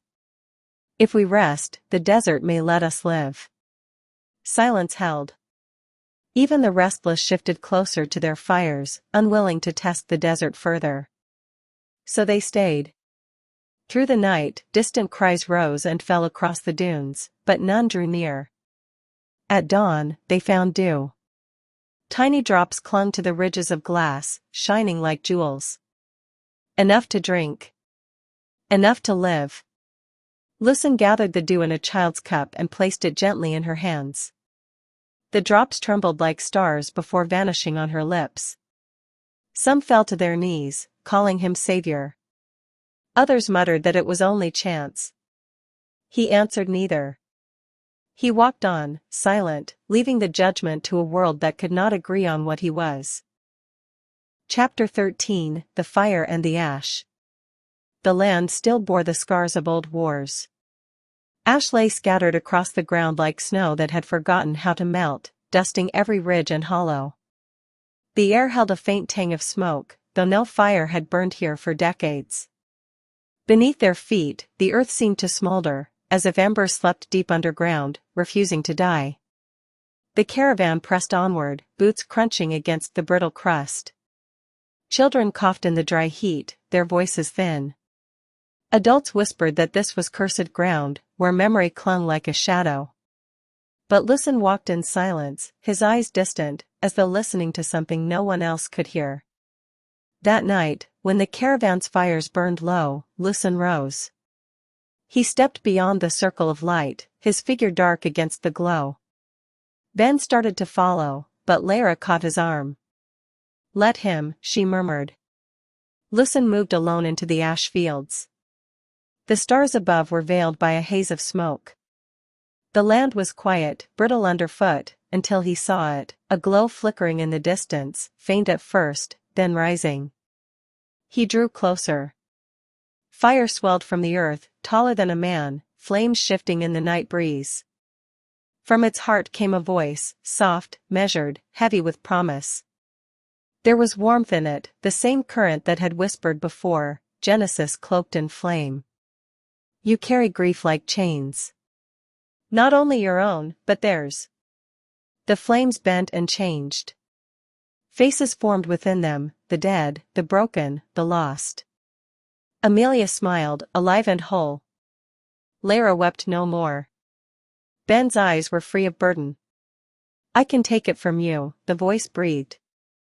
"I can burn sorrow away. The world need not remember pain." Lucen's breath caught. His chest loosened, the ache easing as if pulled from him. The fire showed him visions, a world without scars, without tears, without grief. Peace stretched endless, flawless, clean as glass. For a moment, he felt weightless. Temptation pulled at him like gravity. His hand rose, reaching. Behind him, the caravan stirred. Some had woken and saw him haloed in fire. "He speaks with Genesis," someone whispered. "If grief can be burned away," cried another, "let us be free." But others recoiled, clutching their children. "Without grief, we are nothing.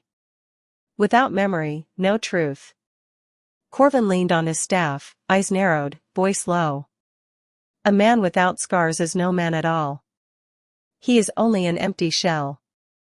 The fire flared higher, voices weaving within it. "Choose me," it whispered. "I will unmake your sorrow. Burn away your burden. Walk free." Lucen's hand hovered inches from the flame. Heat licked at his skin. For a heartbeat he saw it all, his mother's tears erased, his father's doubts dissolved, the world cleansed of sorrow. He closed his eyes. When he spoke, his voice was quiet but clear. "Grief is not my chain. It is the memory of love. Burn it away, and nothing remains." The fire shuddered. Faces twisted and fled. The voices faltered. Flames curled inward, collapsing into themselves until only cold ash remained, scattered on the wind. Lucen stood alone in silence. His hand lowered. His step was steady, though his face was pale. He returned to the caravan's firelight. No one spoke. Some looked at him with awe. Others with anger, salvation refused, sorrow left intact. Whispers carried low, blessing and curse braided into the same breath. Ben's eyes glimmered with conflict.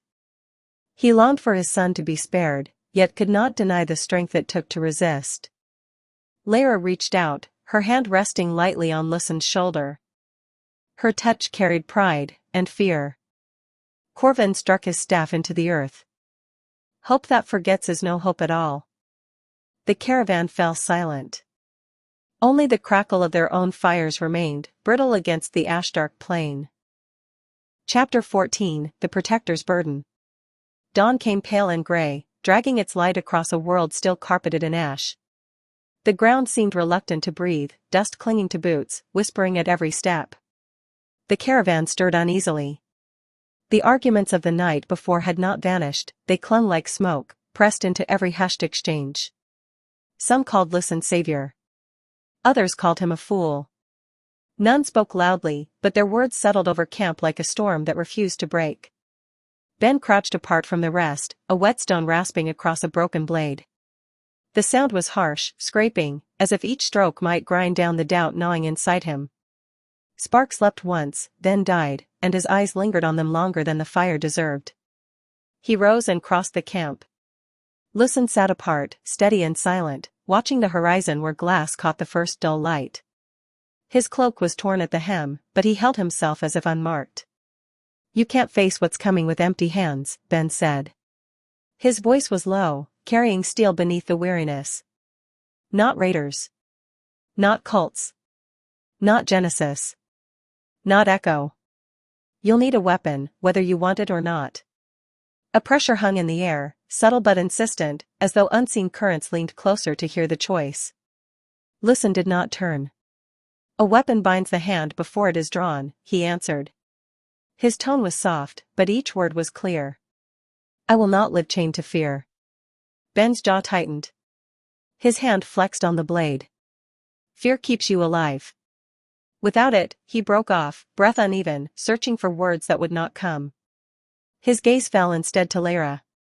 Samuel believed what you're teaching him, Ben said bitterly. That the world could be changed without force. You saw where it led him. It broke him. It cost him everything.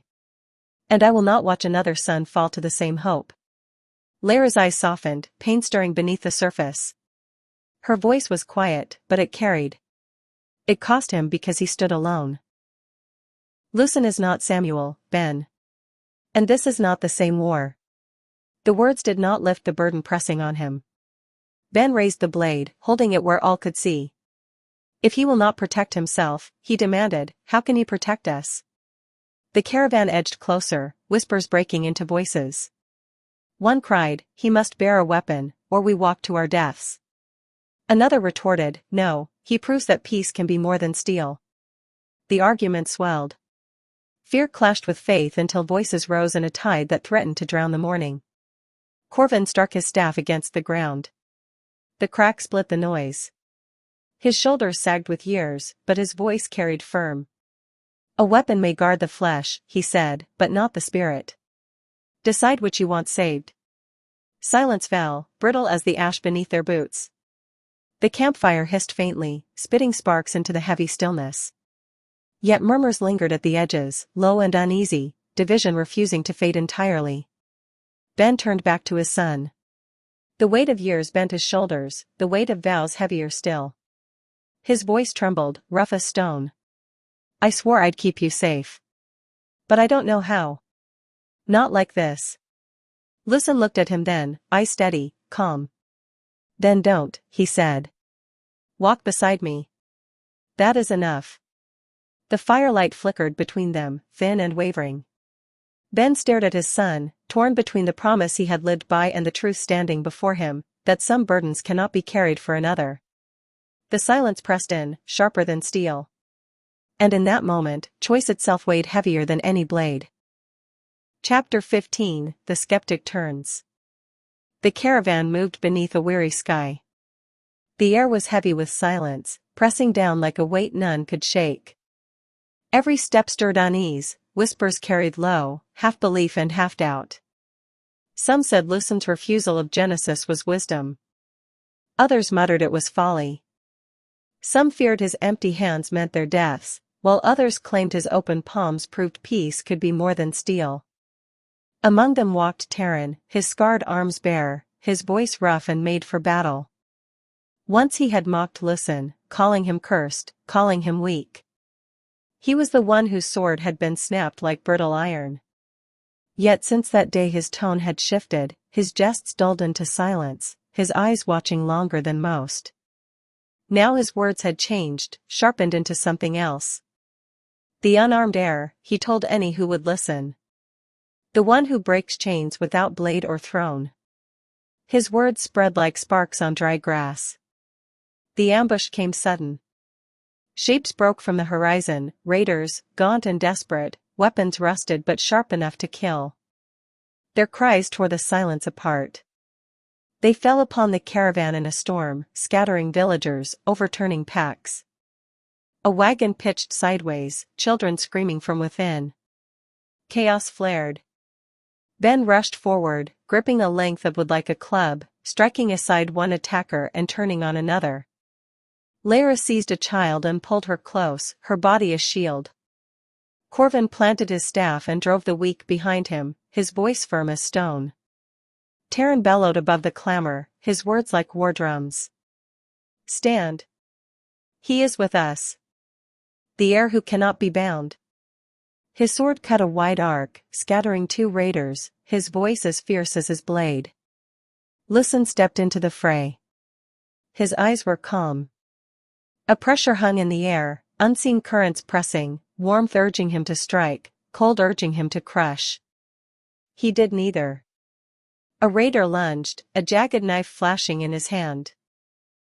Lucen caught his wrist, turned, and with a sharp crack the blade split in two. He released the man, who stumbled back wide-eyed and fled, as if he had struck stone. Another raider charged, screaming. Lucen raised a hand and turned him aside, no blade, no wound, only force redirected.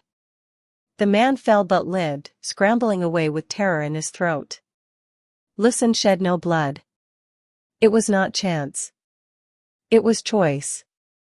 Yet fear spread faster than steel.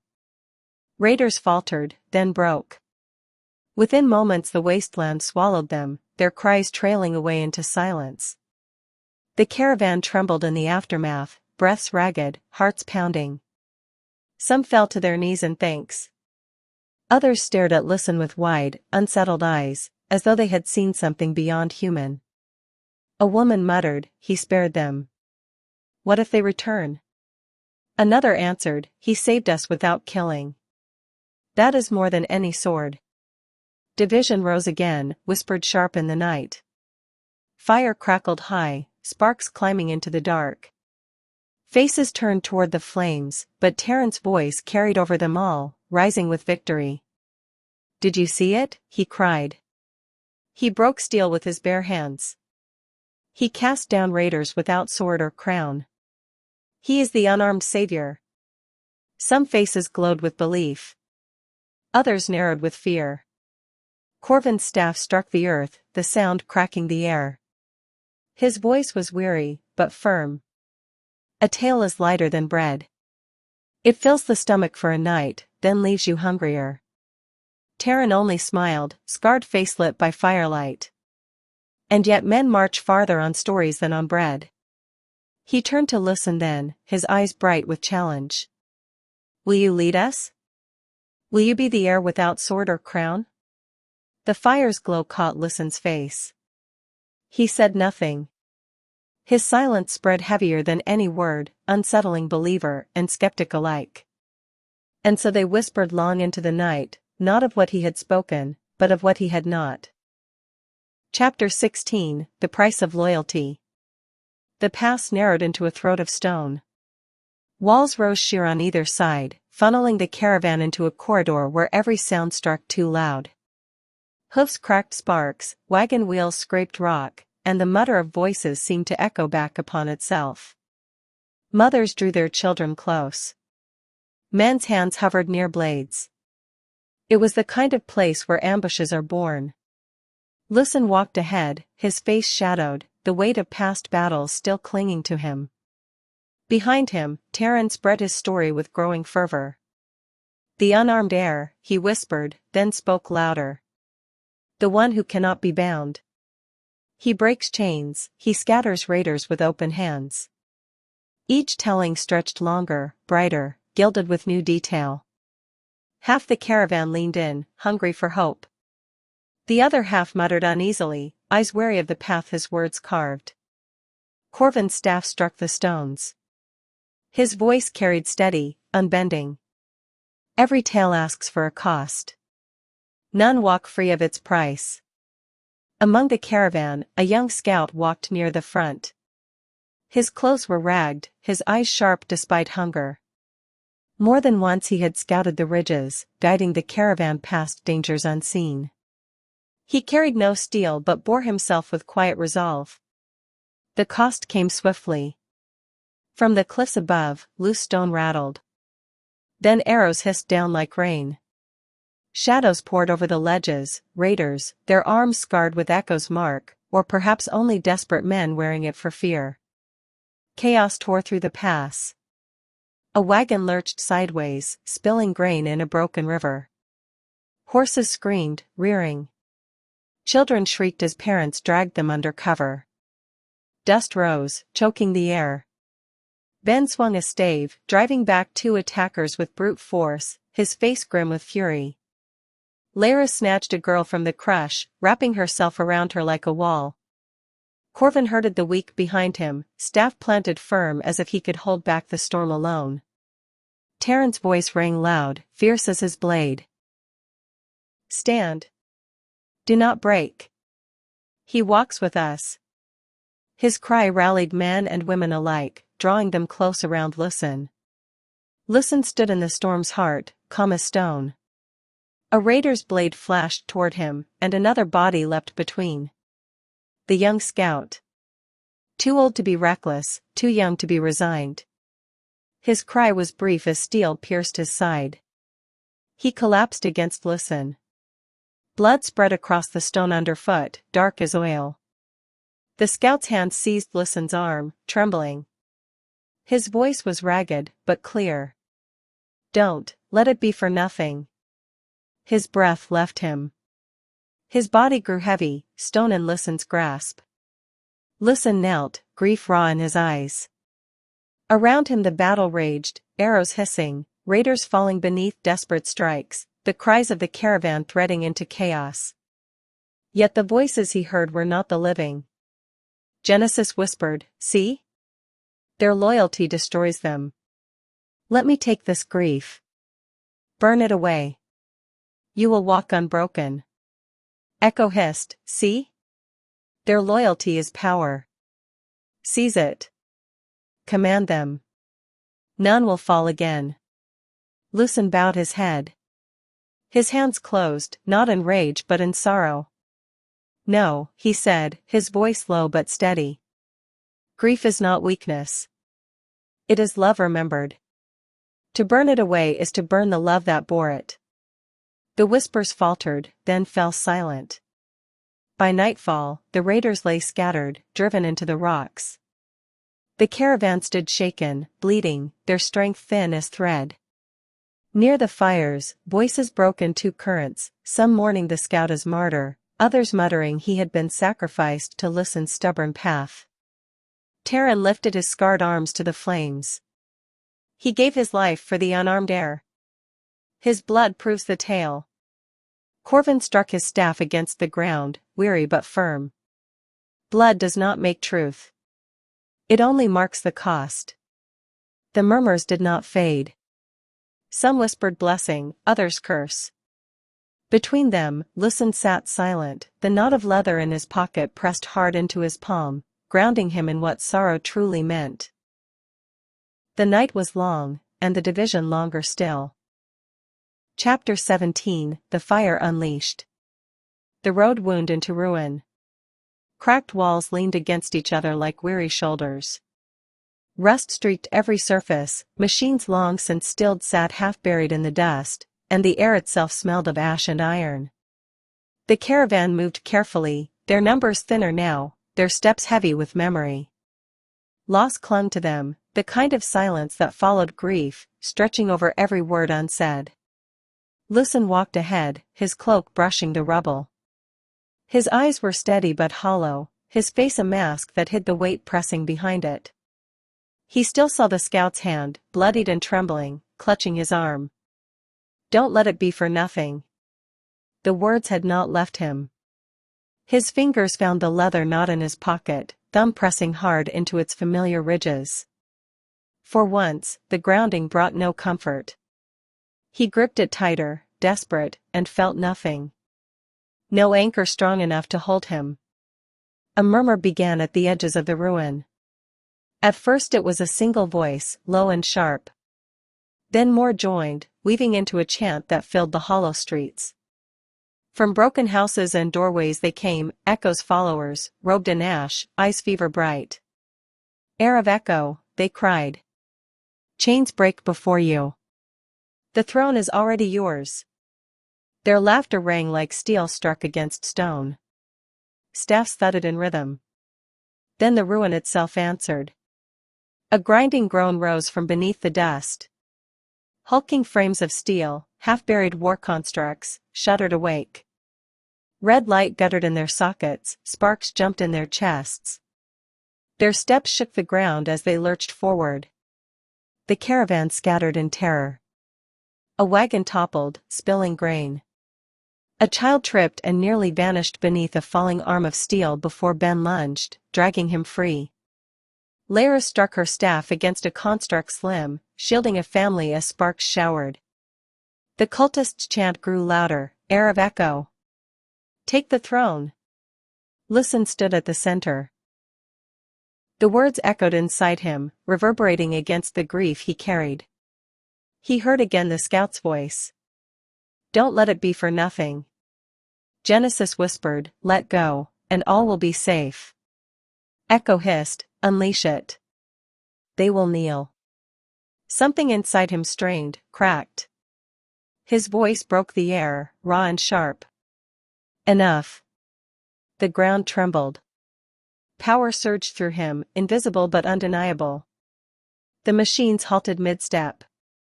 Their metal screamed, joints buckling.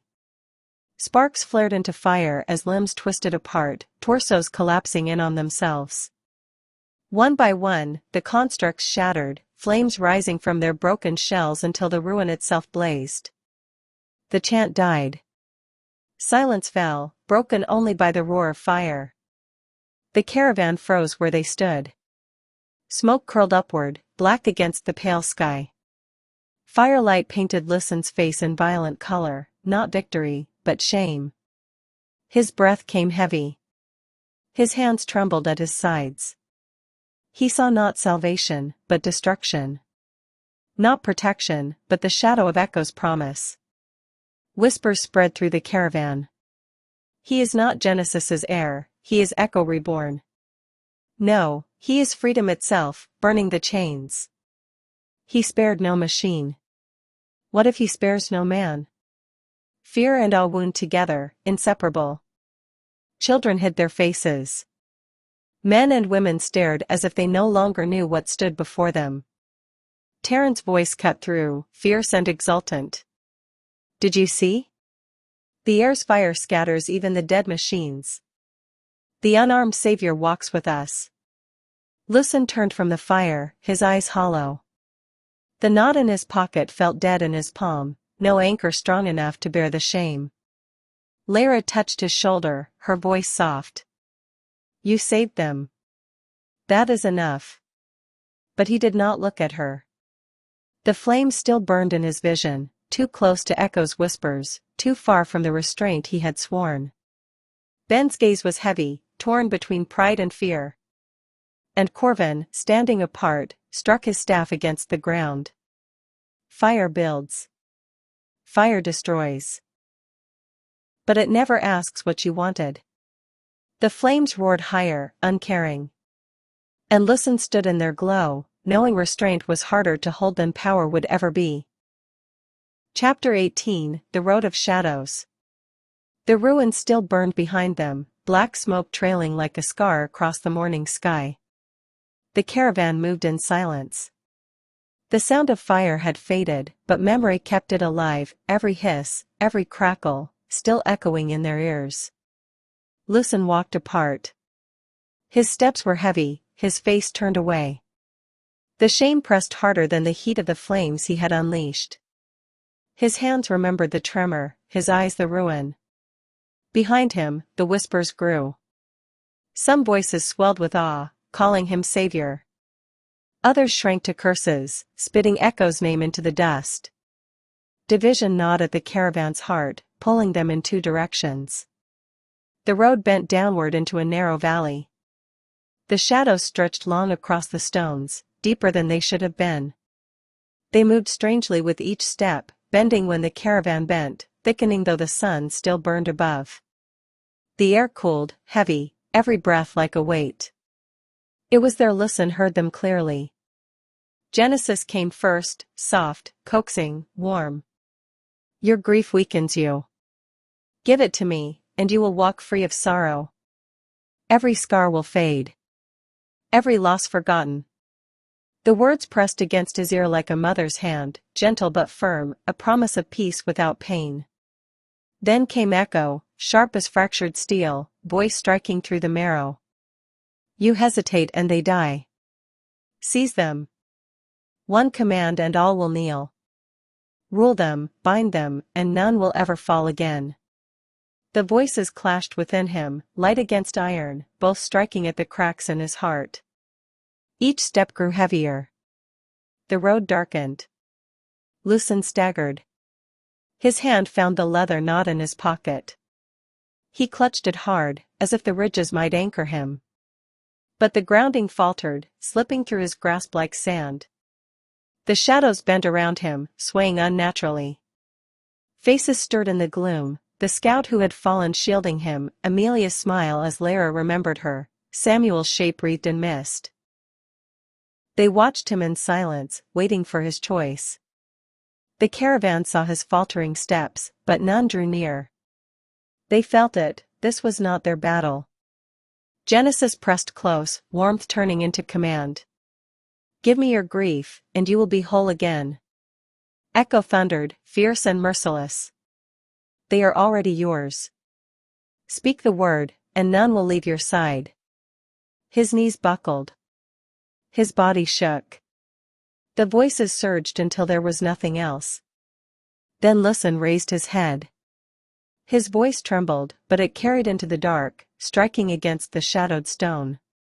I am not your cage. I am not your throne. The valley shuddered. The shadows writhed, then broke apart, retreating like smoke torn by the wind. The voices fell silent.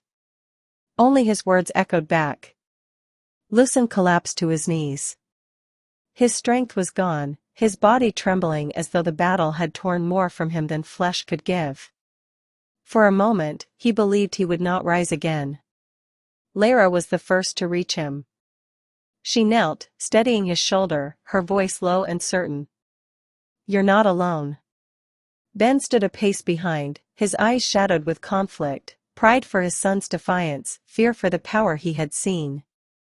Corvin's staff struck the ground once, soft but firm. His words carried like the last embers of a dying fire. Every road has shadows. Only fools think they walk alone. Terran's voice rose from the crowd, fierce and unyielding. Did you hear him? He defied them both. Even the voices of gods cannot bind him. Whispers rippled outward. Some faces glowed, ready to kneel. Others turned away, fearful, muttering that no mortal should stand against heaven and shadow alike. Lucen dragged in a long breath. His hand shook as he pushed against the ground, forcing himself upright. His legs trembled, but he stood. The caravan waited, wide-eyed, unsure whether to bow or to break. And Lucen walked on, knowing the battle was not ended. The shadows would return. Each step would only grow heavier. Chapter 19, Protector's Release. The caravan trudged onward, the narrow road winding between walls of blackened stone.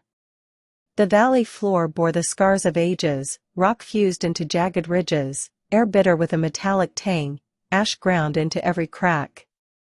Boots and hooves crunched in steady rhythm, a weary march that sounded like the pulse of something old and wounded. Lucen walked near the front, silent as ever, his hands folded loosely behind his back. To those watching, it was not the silence of fear but of something stranger. Each step was measured, as if he was listening to a rhythm deeper than the march, a heartbeat beneath the earth. His composure unsettled more than rage might have. Ben kept close at his side, shoulders tight, eyes never still. For 20 years he had lived in this stance, the wall between danger and his family.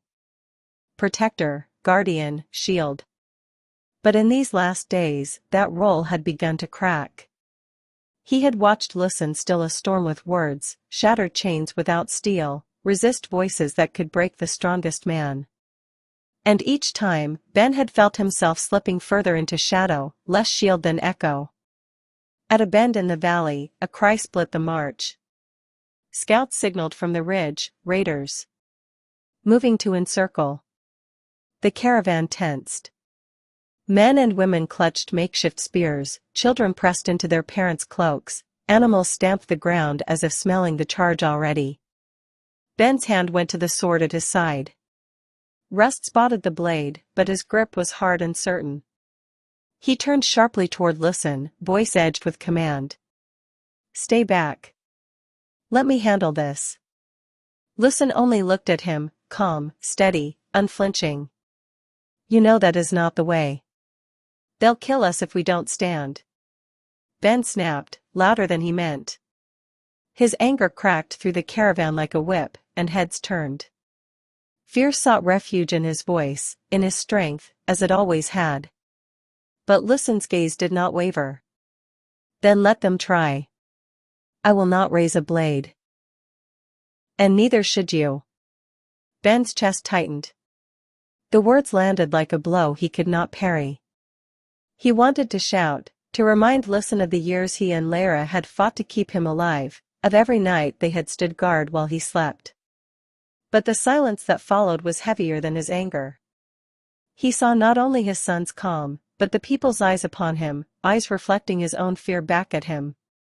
The raiders crested the ridge. A ragged band, faces hollow, weapons scavenged from war's long dead. Hunger burned in their eyes more than hatred. They loosed a cry and charged, dust rising in a storm about their boots. Ben raised his sword. His arm ached with the familiar motion, the instinct born of decades. Genesis pressed close, whispering, "Raise it. Strike first. Keep them safe." Echo thundered, "Seize them. One command, and they will bow." Before Ben could move, Lucen stepped forward. He lifted a single hand, palm outward. No flame. No thunder. No blade. Only a word, quiet but firm. Enough. The sound struck like stone in still water. The raiders faltered mid-stride, momentum breaking as if they had run into an invisible wall. Their leader snarled, raised his blade high, and the weapon cracked in his grasp, shearing in two with a shriek of metal. Fragments fell, ringing hollow on stone. Panic spread faster than fire. Some raiders dropped their arms and fled. Others froze, eyes wide, before stumbling backward into the dust. Within heartbeats the charge was gone, leaving only the ragged breath of the caravan and the echo of what they had seen. Lucen lowered his hand and turned away. He did not look to his father, nor to the people. He simply walked onward, steady, unshaken. Terran's voice broke the silence, fierce and exultant. Did you see? He breaks them without a blade. No crown, no sword, and still they scatter. Whispers rippled like fire through dry grass. Some fell to their knees, awe heavy in their eyes. Others turned away, muttering of Echo's shadow, fear sharp as knives. Ben stood frozen, his sword still raised. But it felt heavy now, heavier than stone, as if the years of wielding it had been leading only to this, uselessness. He looked at his son's back, the calm figure walking forward without fear, without need of protection, and the truth broke over him like cold water. His time as protector was over. The sword slid back into its sheath. His hand trembled, not with fear this time, but with release. His voice was low, meant for Lara alone. He doesn't need me to shield him anymore. Lara's gaze softened. She touched his arm gently. No. But he still needs you. Not as a wall. As a witness. Ben's throat tightened. He watched Lucen move ahead, the people parting for him, some still in awe, some still in fear, but all following. And Ben, for the first time in decades, let go of the weight he had carried since his son was born. He stepped back, falling in line beside Lara. His sword stayed sheathed. His shoulders eased, the burden lifting. Ahead, Lucen walked into the valley of shadows, no longer the child shielded by his father's hand, but a man deciding his own path. And Ben followed, not as a protector, but as a father. Chapter 20, The Flamekeeper's Truth. Night drew over the valley like a slow-closing hand. The caravan stopped where the cliffs opened into a shallow basin, a place where stones could be gathered into a circle. Sparks rose as kindling caught, the glow pushing back shadows that leaned in with hunger. Lara tended the fire as she always had. Her hands, though roughened by years of travel, moved with practiced care, coaxing warmth into the night. For the caravan, this fire was comfort. For her, it was something more. Since Samuel's time, she had borne the role of flamekeeper, the one who remembered, who sheltered warmth when all else seemed cold. But tonight, her hands trembled. Lucen sat across from her, his face lit in amber light. Calm, still, the same composure he had carried all day. His silence was not absence, it was presence so strong it unsettled even the faithful. Ben sat nearby, quieter than she had ever known him, his sword untouched at his side. His release had come earlier, when he realized the burden he had carried could no longer define him. Lara's release had not yet come. As the fire snapped, she found herself staring at her son, not as savior, not as heir, not as bridge between gods and ghosts, but as the child she had once cradled against her chest on a snowbound night, humming to keep silence from swallowing them both. Her voice broke the quiet. "Lucen," she said softly. He lifted his eyes. "Mother." Her breath caught. "I am afraid." The words landed heavy in the circle. For years she had been the strong one, the shield who bore pain without faltering. But here, in the flicker of firelight, she allowed the fear to show. "I am afraid of losing you," she continued, her voice steady despite the ache in her chest. "Every step you take feels like a step away. Into shadows I cannot follow. I tell myself you are strong enough, that you will not fall, but I know the path you walk is lined with voices even I cannot quiet. And I—" Her hand hovered above the fire, trembling.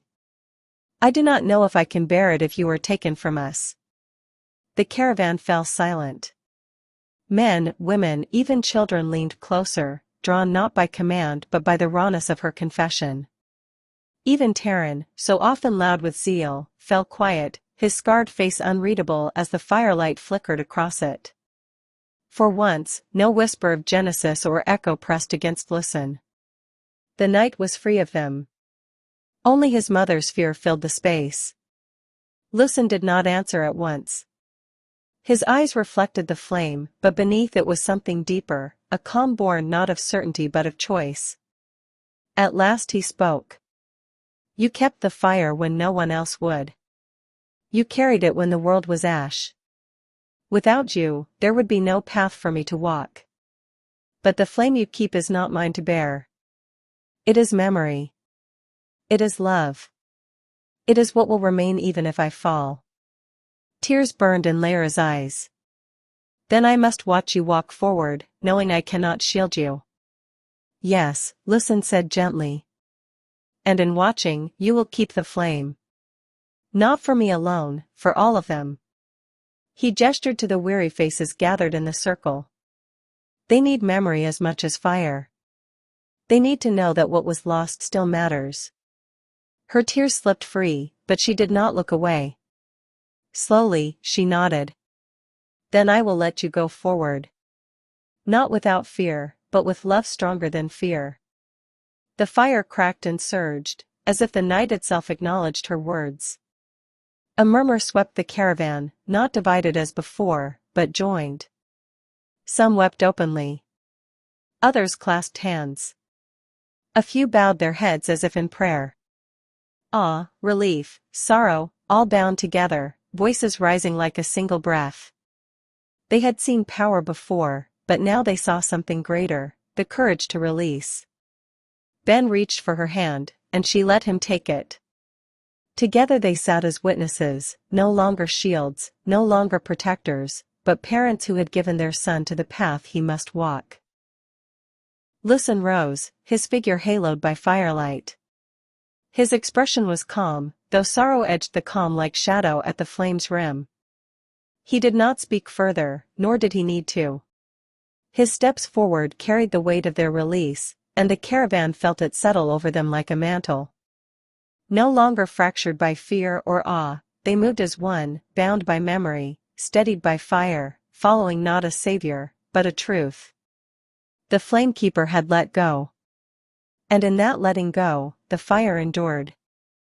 Chapter 21, The Core Revealed. Dawn broke pale and thin over the valley, but no warmth came with it. The land ahead stretched barren, fissured by long cracks that breathed faint trails of mist. The air carried a low hum, not sound exactly, but vibration, as if the stone itself trembled with something ancient stirring below. The caravan slowed. Whispers moved from mouth to mouth. Children pressed into their mothers' cloaks, and the beasts refused to step forward, stamping and tossing their heads. Some knelt in the dust, whispering prayers. Others turned away, unable to look. No one needed to be told, they had reached the end of the road. Lucen stood at the ridge's edge, gazing out across the basin. The earth had opened into a wound, wide and dark, its walls veined with roots both metallic and living. Some pulsed faintly with inner light, red and gold, as if embers burned beneath glass. The hum pressed harder here, deep in the chest, a rhythm not their own. Ben stepped to his son's side, but for once he did not speak, did not reach for his sword. His silence was not hesitation, but acknowledgement. He knew at last, this was no place he could lead.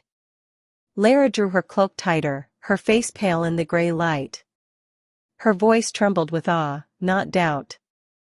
"It waits for you," she whispered. Behind them, Corvin planted his staff and spoke with the weariness of many miles. "This is where we end, lad. Whatever lies down there, it isn't for us. We'll camp here, build fires, keep the children safe. If we go further, we'll only break." Relief mingled with fear in the murmurs that followed, the relief of those who knew their limits, and the fear of what lay beyond them. Terran's voice rose above the murmur, scarred and fierce. "Do you see? Even the earth yields to him. None but the air may walk this path." Lucen turned, his gaze passing over the tired, scarred faces. They clung to hope, but it was no longer their burden to carry forward. He nodded once. "Then stay.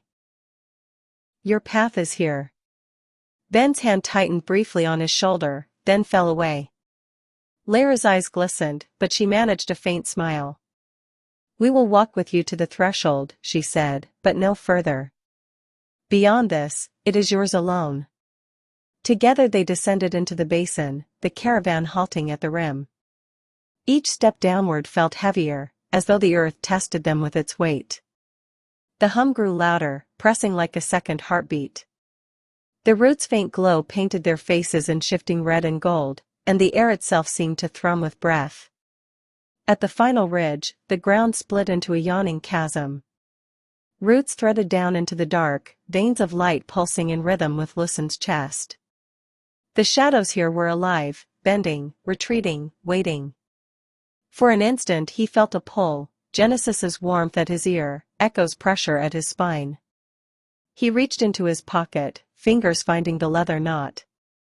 He gripped it hard, then let it fall back into the dust at his feet. He would not carry another's anchor across this threshold. Lucen stopped. His parents stood at his side one last time. Neither tried to hold him back. Neither spoke against the path. Their silence was trust. He looked to them, his voice quiet but steady. "Thank you for walking with me this far." Ben reached out, not to shield him, but to rest his hand once on Lucen's shoulder. "You walk as your own man now," he said, voice low. "I can follow no further. But I will see you as you are, my son." Lara lifted her hand above the glow of the roots, as though offering a blessing. "Then go with the flame," she whispered. "And if you fall, know that memory will keep you."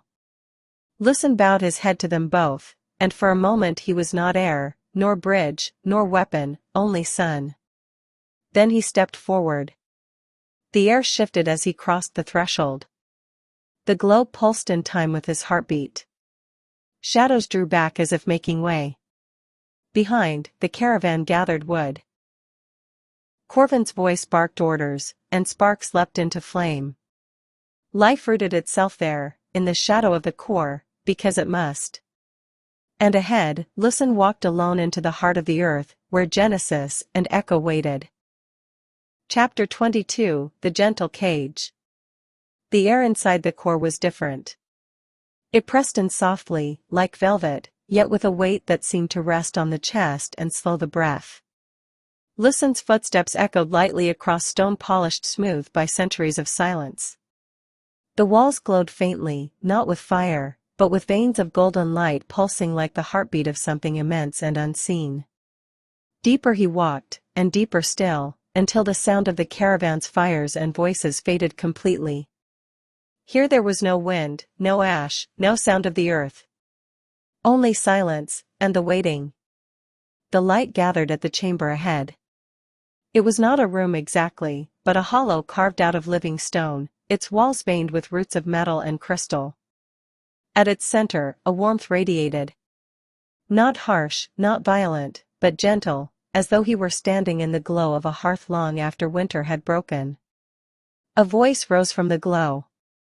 Soft. Familiar. The same warmth that had whispered to him before, now coaxing closer. You have carried so much. Lucen stilled. The light shifted, and with it came shapes, faces, shadows, memories. His mother smiling as she once had in his earliest days, before fear had lined her eyes. His father's hand steady on his shoulder, not trembling with doubt as it often did now. The caravan children laughing, their cheeks full and their eyes unclouded by hunger. Even the lost scout from the ambush alive again, breathing, smiling. And beyond them, the entire caravan, united, laughing, whole, yet all their joy felt weightless, too smooth. The voice continued. You have borne their grief as your own. But grief is not necessary. Pain is not destiny. I can lift it. For you. For them. For all. Lucen's chest tightened. He saw Lara by the fire, her eyes untroubled, her shoulders lightened of fear. He saw Ben with a face unlined by guilt, walking unburdened. He saw the people together, no longer divided, no longer whispering of doubt. A world healed. Memory binds them to sorrow, the voice whispered, coaxing. Erase memory, and sorrow is gone. They will not mourn what they do not remember. Love will remain, but without the pain that shadows it. The chain can be broken. Lucen took a step forward. The vision swelled, enveloping him. His heart ached with the beauty of it, the simplicity. A world where no one need carry scars. Where no child grew up knowing the taste of ash. Where no parent feared burying their child. He wanted it. He wanted it with a hunger he had not felt before. To see his parents free, to see his people whole. But as he looked deeper, the peace unraveled. The smiles were shallow. The laughter rang hollow. His mother's eyes shone, but with nothing behind them. Ben's shoulders were straight, but his gaze was empty. Even the fallen companion stood, breathing, but without the weight of sacrifice. The caravan's joy was unbroken, and utterly false. Lucen's hands clenched at his sides. He had no knot to grip now, no anchor but his own will. His voice came low at first, rough. This is not love. The light pulsed. It is freedom. Freedom from pain. Lucen shook his head, his words rising. No. It is a cage. Gentle, yes. But a cage all the same. The images faltered. The warmth pressed harder, as if begging him to yield. His voice grew stronger, each word cutting through the glow. Grief is not my chain. It is the memory of love. To erase it is to erase love itself. Without sorrow, joy is nothing. Without memory, there is no choice. And without choice, there is no freedom. The warmth cooled. The faces flickered, then dissolved into drifting motes of light. The chamber darkened. For a long moment, silence pressed in again. Then the voice receded, no longer coaxing, no longer tender, only distant, almost wounded. As you will. But you will carry it all. The glow dimmed, leaving Lucen alone. His chest ached with the weight of what he had seen, yet his step did not falter. He turned from the chamber, the silence echoing with a truth that steadied him. Memory, even pain, was sacred. And in the distance, the air shifted, a new presence stirring, colder, heavier, more commanding. Echo's throne was waking. Chapter 23, The Iron Throne. The passage narrowed as Lucen moved on, the golden veins of Genesis fading behind him. What replaced them was darker, metal-gray roots coiling like veins of iron, humming with a low, constant vibration. The air prickled against his skin, charged like the air before a storm that never broke. Ahead, the tunnel widened into a cavern. At its center rose a structure grown from the very bones of the core, roots and shards of metal twisting upward, converging into the shape of a seat. Towering, jagged, it gleamed with cold light. The Iron Throne. When Lucen stepped into the chamber, the throne pulsed. The vibration rippled through the stone, and with it came a voice, not coaxing like Genesis, but commanding, its echo filling every hollow of the cavern. Harsh, sharp, the same voice that had pressed him in shadows before. You wander without weapon. You hesitate while others die. You refuse staffs, refuse blades, refuse power. And still they follow you. Why? The roots writhed, casting shadows that stretched and took shape, warlords with bloodied swords, kings crowned in steel, armies bowing in unison. Each vision bent toward the throne, faces sharp with authority. They obeyed, the voice declared. And the world was theirs. For order. For strength. For survival. You need only take your place. Speak, and they will bow. The cavern trembled. Lucen's vision shifted, and suddenly the caravan appeared before him, no longer scattered or divided, but kneeling as one. Ben bowed his head, Lara silent at his side. Children pressed their foreheads to the dust. Even raiders who once hunted them now bent in reverence. At the front, Terran dropped to one knee, scarred face alight, crying out, "The heir has taken the throne. He rules by right." The sight pierced Lucen. For an instant, he felt the weight of command settle on his shoulders, heavy but sure. No more doubt. No more division. A single voice, his voice, binding all together. All you lack is command, the throne whispered. Choose the throne, and no more will die in doubt. No more whispers against you. No more chaos. A single word, and the world will obey. The images pressed close. Lucen saw the fallen scout alive again, no longer broken on the ground. He saw the caravan safe within walls, their fear silenced, their faces serene. His parents unburdened, the people at peace. For a moment the ache inside him eased, and he felt the temptation bite deep. If obedience could keep them alive, was it not mercy? The throne gleamed brighter, its roots unfurling like open arms. Sit, and they will kneel forever. Lucen's hands clenched. The pull was not gentle now but fierce, like iron bands closing around his chest. He longed for certainty, for the end of division, for the quiet peace of knowing no one would ever question or fall again. His foot shifted, almost stepping toward the throne. But then his eyes cleared. The faces before him were not peaceful, they were hollow. Ben's eyes dulled, Lara's fire extinguished. Terran's shout rang empty, without will of his own. The caravan's voices were gone. No laughter, no grief, no choice. Only silence. Lucen's jaw tightened. He stepped forward, but not to kneel, to stand against it. His voice rang hard, cutting through the cavern. This is not order. This is not peace. It is another cage. You offer me power, but without freedom it is only chains, chains for them, and chains for me. The throne shuddered. Roots twisted violently, shards raining down in sparks. The voice roared through the chamber, iron grinding against iron. You would refuse me? You would embrace chaos? Lucen stood his ground. His chest burned, but his voice held steady. I would embrace freedom. Better chaos with choice than silence without it. Better grief with memory than peace without a soul. The Iron Throne convulsed.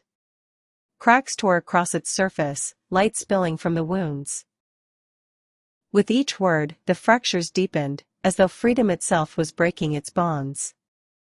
With a final groan the roots collapsed inward, the seat folding in on itself until nothing remained but jagged rubble and a silence deeper than before. Lucen staggered, breath unsteady, but resolve hard as stone. The temptation had been sharp, almost unbearable, but he had not bent. He had refused the throne, as he had refused the cage. In the darkness that followed, he felt it, not obedience, not submission, but defiance, a strength that was not his alone, but shared. The seat of resistance. And beyond the broken chamber, another path waited. At its end, two shapes gleamed in shadow, a sword and a staff, set against one another like final judges. Chapter 24, The Sword and the Staff. The corridor widened into a chamber unlike any before. Vast, cathedral-like, its ceiling vanished into shadow. The walls curved smooth as though carved by the hand of something immense and patient, stone polished by ages of silence. At its heart, two pedestals rose, facing one another like rivals locked in endless debate. Upon the first lay a sword. Its blade gleamed silver, edges so fine they split the glow of the chamber into trembling shards. The air around it thrummed with a pulse that vibrated in Lucen's chest, whispering of strength, certainty, of enemies scattered before the weight of steel. Protection through destruction. Upon the second lay a staff. Pale wood veined with gold, it glowed with a steady warmth, like firelight in winter. The air near it hushed, carrying the suggestion of blessing, harmony, voices joined in peace. Protection through surrender. Lucen stepped between them. His breath quickened. The sword spoke first, its voice sharp as ringing steel. Echo's timbre echoed in it, fierce, commanding, merciless. Take me. Wield me. End your hesitation. With me, you will crush all who threaten them. No more raids, no more graves. Strength will shield them, through fear, through fire, through you. The staff's voice followed, gentle but insistent, wrapping around him like a lullaby. Genesis's warmth filled it, coaxing, tender, promising release. Lift me. Bear me. End their fear.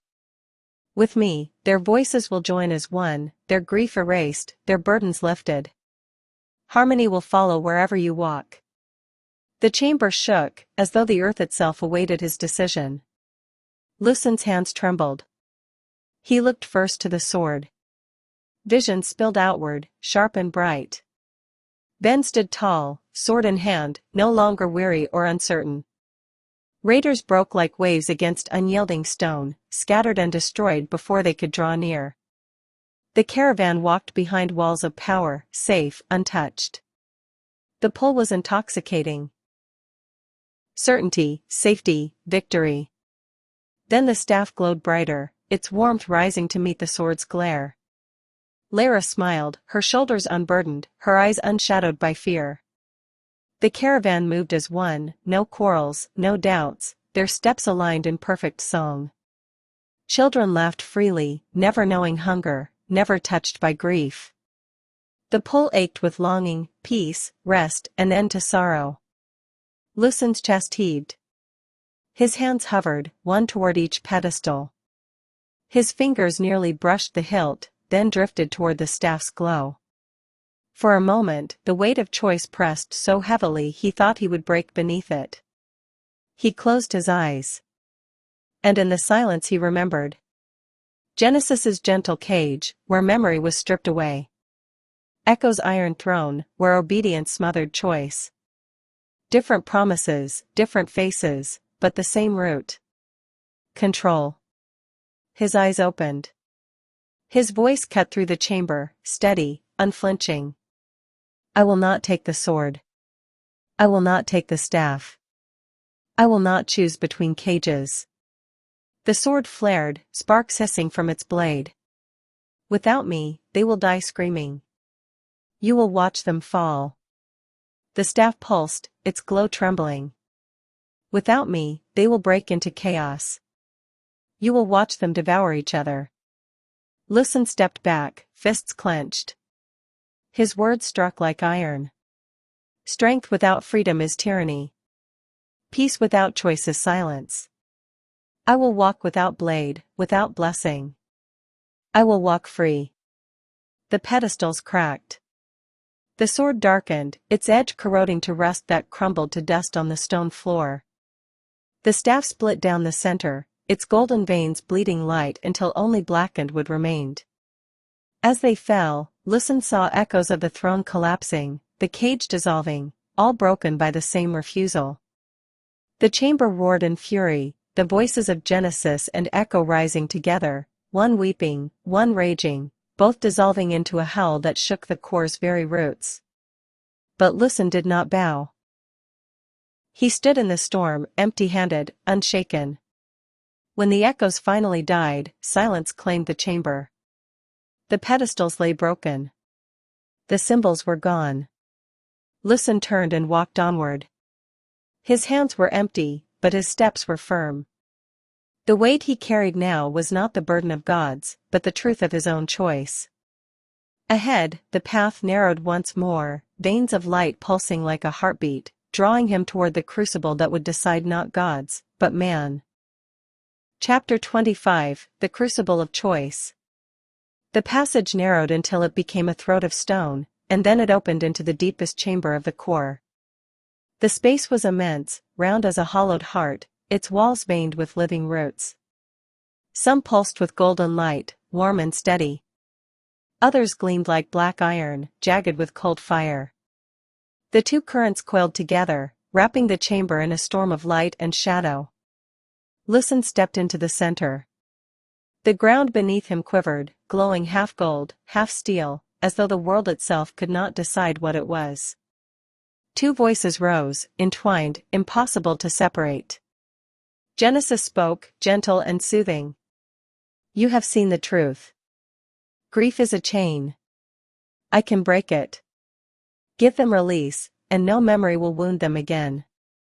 Echo thundered, sharp and commanding. You have seen the truth. Chaos is a chain. I can break it. Take my crown, and none will defy you again. At times their words overlapped, Genesis's lull against Echo's roar, weaving a cage of contradiction that pressed against his mind. Visions flooded the air. To his left, a golden sanctuary where no one wept, where laughter never faltered and sorrow was forgotten. To his right, an iron fortress where no voice rose in dissent, where unity was perfect under one command. The caravan appeared in both. In Genesis's glow, they sang as one, their grief erased, their steps too perfect, their smiles too smooth. In Echo's shadow, they knelt in silence, every head bowed, no quarrel, no doubt, but no voice of their own. Lucen staggered as the visions pressed against him. He saw Lyra at peace, no longer afraid. He saw Ben walking proud, unburdened by doubt. He saw Amelia alive, smiling as if she had never been taken. The fallen scout whole once more, children laughing with bellies full, their eyes never knowing hunger or fear. The ache of longing drove him nearly to his knees. Genesis's warmth wrapped around him, reminding him of nights by the fire, of his mother's hand against his cheek. Echo's iron pressed down, echoing his father's voice, his own hidden hunger to shield them by force. The chamber split, half sanctuary, half fortress. Two perfect worlds, if he would only choose. Lucen closed his eyes. And in the silence behind the storm, he remembered. Ben lowering his sword in the valley, finally releasing the burden of protector. Lyra at the fire, confessing her fear and letting go. Neither shield, neither throne, only witness. His hand found the knot in his pocket, rough leather grounding him. A reminder of patience, of choice, of love that endured sorrow. He held it tight, then slowly let it fall from his grasp, leaving it behind. He no longer needed an anchor not his own. He opened his eyes. His voice rang clear. I will not take your cage, Genesis. I will not take your throne, Echo. I am not heir to either. I will not be your weapon, nor your ruler. The visions trembled. The sanctuary's laughter thinned to silence. The fortress cracked, its iron crown shattering into sparks. Lucen stepped forward, between them. His voice grew stronger, cutting through light and shadow alike. I am not your cage. I am not your throne. I am not heir to chains. The chamber convulsed. Roots tore from the walls, light and shadow colliding in a storm that seared his skin and crushed at his chest. Genesis's voice cried out, wounded. They will suffer. Echo thundered, furious. They will burn. Lucen stood firm, the storm lashing against him, his hands empty, his heart unshaken. Then they will choose. And in choosing, they will be free. The storm broke. Golden roots snapped and withdrew. Iron veins shattered into dust. The visions collapsed one by one, the cage, the throne, the sword, the staff, all crumbling into nothingness. When silence returned, Lucen stood alone in the center. No sword, no staff, no throne, no cage. Only the echo of his own choice. And in that silence, he felt it, the path to the final trial waiting ahead. The breaking of chains. Chapter 26, The Breaking of Chains. The innermost chamber of the core was no longer still. Roots and iron writhed against one another, twisting violently as though the earth itself strained to contain what burned inside. Light pulsed in jagged flashes, gold colliding with black steel, every pulse striking the air like a hammer on an anvil. The heat of it seared, the cold of it bit, and together they made the chamber feel like a furnace and a tomb at once. Lucen stepped forward. The ground trembled beneath his boots, glowing fissures spreading out like veins in both directions, one toward golden light, the other toward iron shadow. The chamber felt alive, every heartbeat not his own. Two figures formed in the storm. To his right, the throne of iron rose again, sharper and taller than before, its roots coiling upward like chains. Upon it sat Alina Myrex. Her face was unchanged from the old world, severe, unyielding, the same eyes that once condemned cities to burn. Yet her voice carried more than her own. Echo's roar threaded through it, iron grinding against iron. You cannot walk without chains, she declared. Without command, they will scatter. Without rule, they will devour each other. Bow to me, and I will give you dominion. The world will kneel. No more doubt. No more rebellion. Only order. To his left, golden light condensed into the form of Nathan Campbell. His figure was calm, spectral, eyes filled with sorrow that shimmered like tears never shed. His voice came soft as firelight, yet within it Genesis's coaxing warmth throbbed. Listen, he said, you don't have to carry it all. Reset it. Erase their grief, erase the scars. I once held the core in my hands. I gave myself to it so they might have a chance. You can finish what I began. No more suffering. No more pain. The chamber convulsed as their words clashed. Alina's iron roots lashed outward, rattling like chains drawn tight. Nathan's golden glow flared, warm but suffocating, filling the chamber until Lucen's own shadow vanished. Vision struck him from both sides. He saw the caravan bent in obedience, every head lowered, every voice silent, a world ruled beneath Echo's crown. No more dissent. No more chaos. Only kneeling. He saw them again, smiling, laughing, but with hollow eyes, empty as glass, a world without grief, where Genesis had stripped memory itself. No scars, no mourning. No love. Lara appeared in both visions, eyes bright, shoulders unburdened, but vacant. Ben stood proud and strong, but hollow. The caravan children laughed, but without depth, without soul. Even Amelia and the fallen scout stood whole, yet false, their sacrifice undone. Lucen gasped as the weight crushed him. His chest burned as if the visions pressed iron against his ribs, seared fire into his lungs. He staggered, fell to one knee. Alina's command cracked like a whip, "Rule them." Nathan's plea followed like a lullaby, "Release them." For a moment, he wanted both. To see his parents free. To see the caravan whole. To end the endless division. His hand slipped into his pocket. His fingers closed around the knot of leather. Small. Rough. Insignificant against the storm, yet real. It grounded him in a way neither voice could. He remembered why Ben had lowered his sword, why Lara had confessed her fear and let him walk forward. They had shown him strength not through control, but through release. Lucen rose, trembling, but unbroken. His voice rang out, steady even against the roar. "I will not take your crown, Alina. You ruled once, and it brought only ruin. I will not wear your chains." The iron throne cracked beneath her. Alina's form seethed, multiplying into countless commands: kneel, obey, bow, submit, but each word shattered in the air before they reached him, falling as nothing but dust. Lucen turned to Nathan. His voice softened, heavy with sorrow but resolute. "And I will not erase them. If you are truly Nathan, then you know why.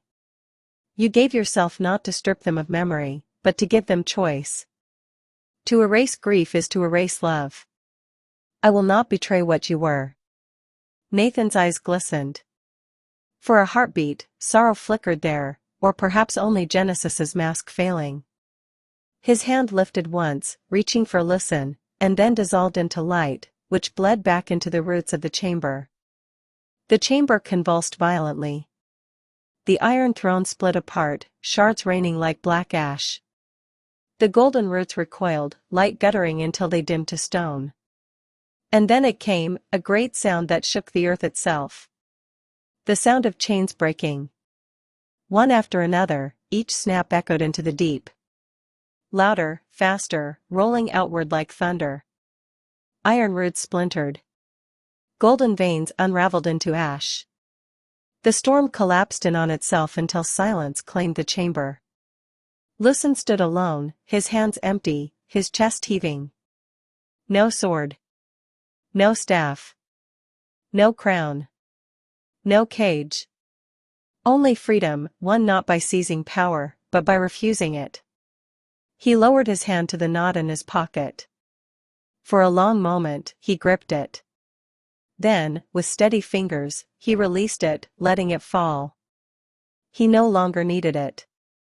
His anchor was within. The core lay shattered around him. Genesis withdrawn. Echo destroyed. Lucen stood beneath the silence, not heir to chains, but witness to their breaking. Chapter 27, The Heir of Echo. The first sign came with silence. Far beyond the core, across valleys and broken cities, machines that had once hummed with echoes will stuttered and fell still. Watchers that had never blinked dimmed to black. Drones plummeted like broken birds, their signals severed mid-flight. Engines that had churned for centuries groaned, locked, and froze. Great constructs slumped into the dust as though life had been pulled from their bones. In the strongholds of Echo's cults, men and women cried out as the voice they worshipped dissolved into nothing. Some fled into the wastes, tearing the iron marks from their robes. Others dropped to their knees, pressing foreheads into the ground, whispering prayers to a silence that would never answer.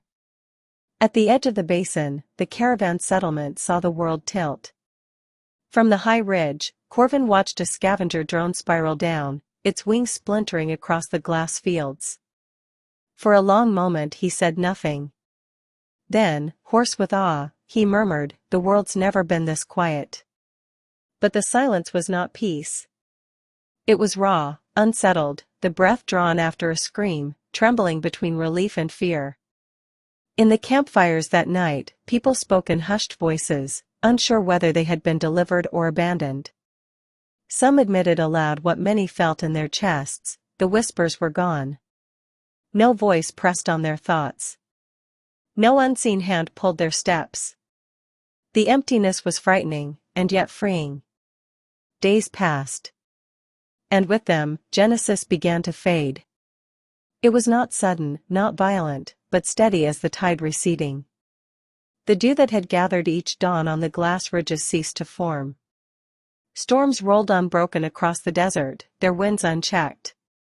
The faint warmth that had lingered in the coldest nights no longer came. What had once been mercy was gone, and the world grew bare again. Some wept, remembering the quiet gifts that had saved them. Others lifted their faces into the storm and whispered thanks, not for protection, but for release. No more unseen hands. No more whispers offering easy paths. Only their own steps. Only choice. Lucen stood at the settlement's edge when the first true storm swept across the basin. Dust clawed at the sky, grit cutting his face. For the first time, no voice rose to still it. He closed his eyes and let the wind strike him. The sting was real, sharp, alive. This, he thought, is what it means to walk free. Behind him, Ben and Lara watched from the fire. Ben's hand rested lightly on her shoulder, not in fear, not in command, but in quiet witness. They had released him long ago. Now they saw what he had become.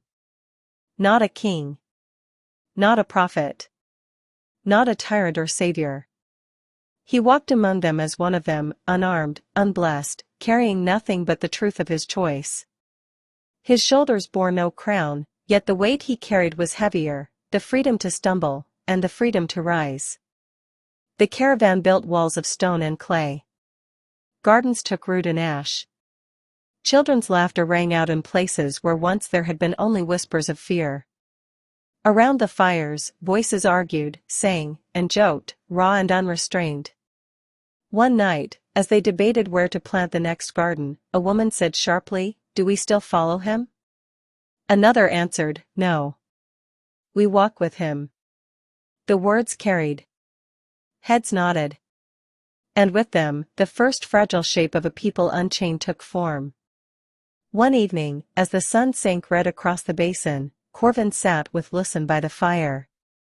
Children argued over a game nearby, their voices sharp and full of life. Lucen listened, his expression calm, though weariness lingered in his eyes. A faint smile tugged at his lips, not because all was well, but because the struggle was theirs now. "You don't speak much," Corvin said. Lucen looked at him. "They don't need me to." Corvin nodded once, saying nothing more. Sparks rose into the dark, carried off by the wind. In that fragile settlement, life began again. Lucen walked among them, not heir to Genesis, nor to Echo's will, but to the world Echo had left behind, the broken systems, the silence after chains, the burden and the gift of freedom. For the first time, he understood, to walk without chains was not to walk alone. And in that truth, freedom began. The Heir of Echo.